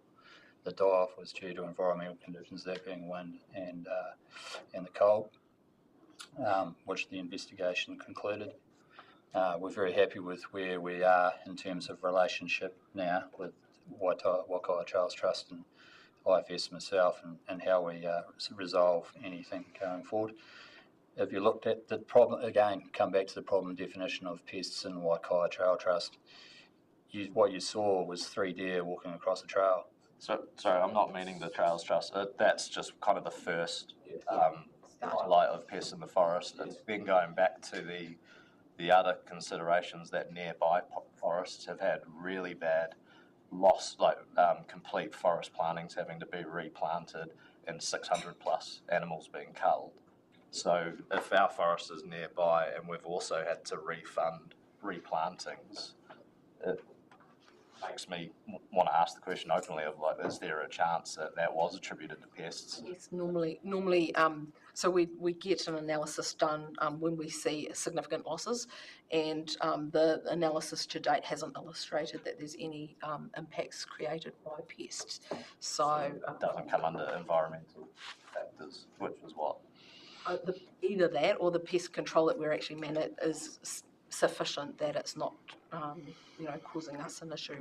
At this point, we obviously need to continue to monitor that because it's very clear over COVID, for example, there was less hunting that happened, and so with the deer numbers escalating, so there's always, it's something that needs to be carefully monitored, and the fact that we have the predator control that is in place is a bonus. Some places don't put their predator control in until after an event.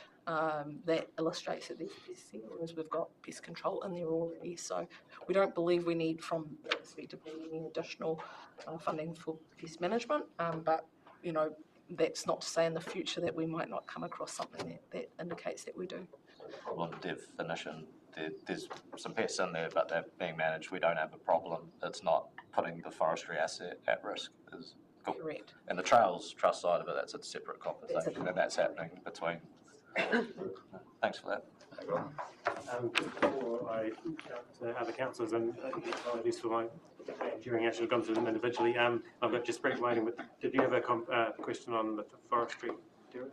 Just to Matt's comment with pests, I mean, it's a real problem across Southland. I don't think it's anything more quite. I mean, I've seen more pest deer at home. Every gully that we plant out just creates a haven for deer. So unless there's a Southland-wide bit of a bounty on deer, and it's always going to be an ongoing problem. We never used to have deer at home, and now we've got deer coming out our ears. The reason, I guess, to quantify the question, it's there has been a previous unbudgeted expenditure to address the failed planting, so it was just reopening that question of did an overrun of pests play a role in that cost? If so, would the cost benefit be to go in and do some more pest management to avoid future costs? But if that's not at all attributed to where that cost came from, then that's fine. If neighbours are not doing the pest control, then well, the complaints are coming from neighbours, though. It's coming out of forest, so it's a tricky one. Tricky subject. Sorry, but just Brett, still patiently waiting. I'll just check with Julie that yours wasn't related to forestry. Yes, it was. Sorry, just Brett. It's all right. No. Just the comment around the strategic planning priorities and the forestry carbon management plan is being developed and is being monitored against the emissions trading scheme. What does that actually mean? So we track that weekly to see where we're going with our carbon units and what that's doing to our portfolio. So we've gone from being last time we chatted, it was around $73 a unit, and had that being around $6 million in value. If you looked on that site today, you'd find we've decreased our value by $2 million. Okay. And that's just the cyclical nature of that market. It'll likely bounce back, but So just watch that. What's the management plan for it? We just monitor. Well, that started as a consideration to whether or not how and why what we would use those carbon credits on. So it considers its value, its volatility, and its purpose. So we're at that point where the consideration that the council had earlier is still sitting with staff as per that resolution about what we do with those carbon credits. So the staff are going to decide that. No, staff are going to provide options as per the resolution. learn anything new, then because we always think it's going to be volatile. Sorry, at the risk of annoying. Sorry, that's great. Yeah, I just picked at the post there, but it is to do with forestry through you, Worship. So Stu, based on what everyone's talked about today, under the risk factors and specifically the budgets and the cost control, the harvesting and marketing contracts looking like they're going to be net positive financial performance, and then looking at sort of your summary around the 23-24 report performed above target with the harvest and marketing. Your operational expenditure is below budget. You've got negotiated fixed price agreements, which are looking relatively buoyant, and so on and so forth. Are you pretty confident that our investments are fairly safe and that we should be focusing on reinvesting back into our forestry in the long term? That's a question for council, but you know, it does perform well. It's an intergenerational investment that seems to perform well, and is relatively easy to manage. So that's a discussion for council to have. Okay, I'm going to ask you a more specific forestry question then. Are you aware of a lot of research and development going into forests that are not planted for timber production, but are genetically selected for their ability for biofuel production? And is there a potential for that in Southland in areas of non-productive land, do you believe? Well, you'd need to consider that in the context of the entire supply chain. So when the supply chain feasibility stacks up to do that, then those trees would be planted, or their current strategy for forest management will change to reflect that need. But that's a wider discussion, an answer I can't give you, because it involves you know, some business interests outside council's interests in the private sector. I guess you could ask IFS that and not have an opinion. I know they would. Anyway. Okay, thanks, Stu. Thanks, Fran. Right, just brief finally. Sorry. Just a small question. Speed signs around school contract, how much do we estimate this to come to, and will we be getting some assistance from centre? Yeah, so the funding for the speed limit signs is part of, we get our standard funding assistance rate from NTTA. Nothing extra over that? No, nothing extra or above. Maybe that one. Yeah. And how much do we expect that to come to, the contract? What have we budgeted for? We've got it already in the current budget and awarded. I do have the cost, but I can't off the top of my head give you the exact number. So I'm happy to email that through though. Yeah. It came in terms of the engineer's estimate, the actual tender for the works did actually come in under budget. Slightly, yeah. Did come in slightly under budget. I just can't recall that the again number. gives me sort of an unfunded mandate, doesn't it? Because you're not getting the funding for that, but they treat it no different than other signs, do they? Correct, it's the same signs. Same signs. Same. I suppose the tricky aspect of it is the wish to reduce speed limits, particularly around schools, has been on the council agenda for a number of years. Even the start of the previous LTP, it was signalled. So we had built it into our budgets at request of council back then. So it wasn't necessarily mandated. Thank you. Very supported by the community. Thank you. Oh, thank you. Well, with the promise that next time I'll go through the report. Being no further discussion, I'll move to the chair that we receive the report titled Management Report, seconded by Councillor. Please say aye. Aye.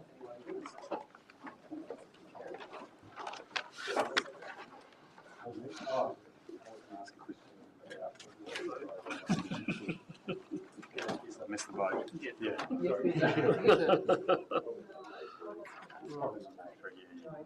Moving on to public exclusive. Thank you very much for coming along today and sitting through our meeting. Much appreciated. Right, so we've got recommendation here that the public be excluded from the following parts.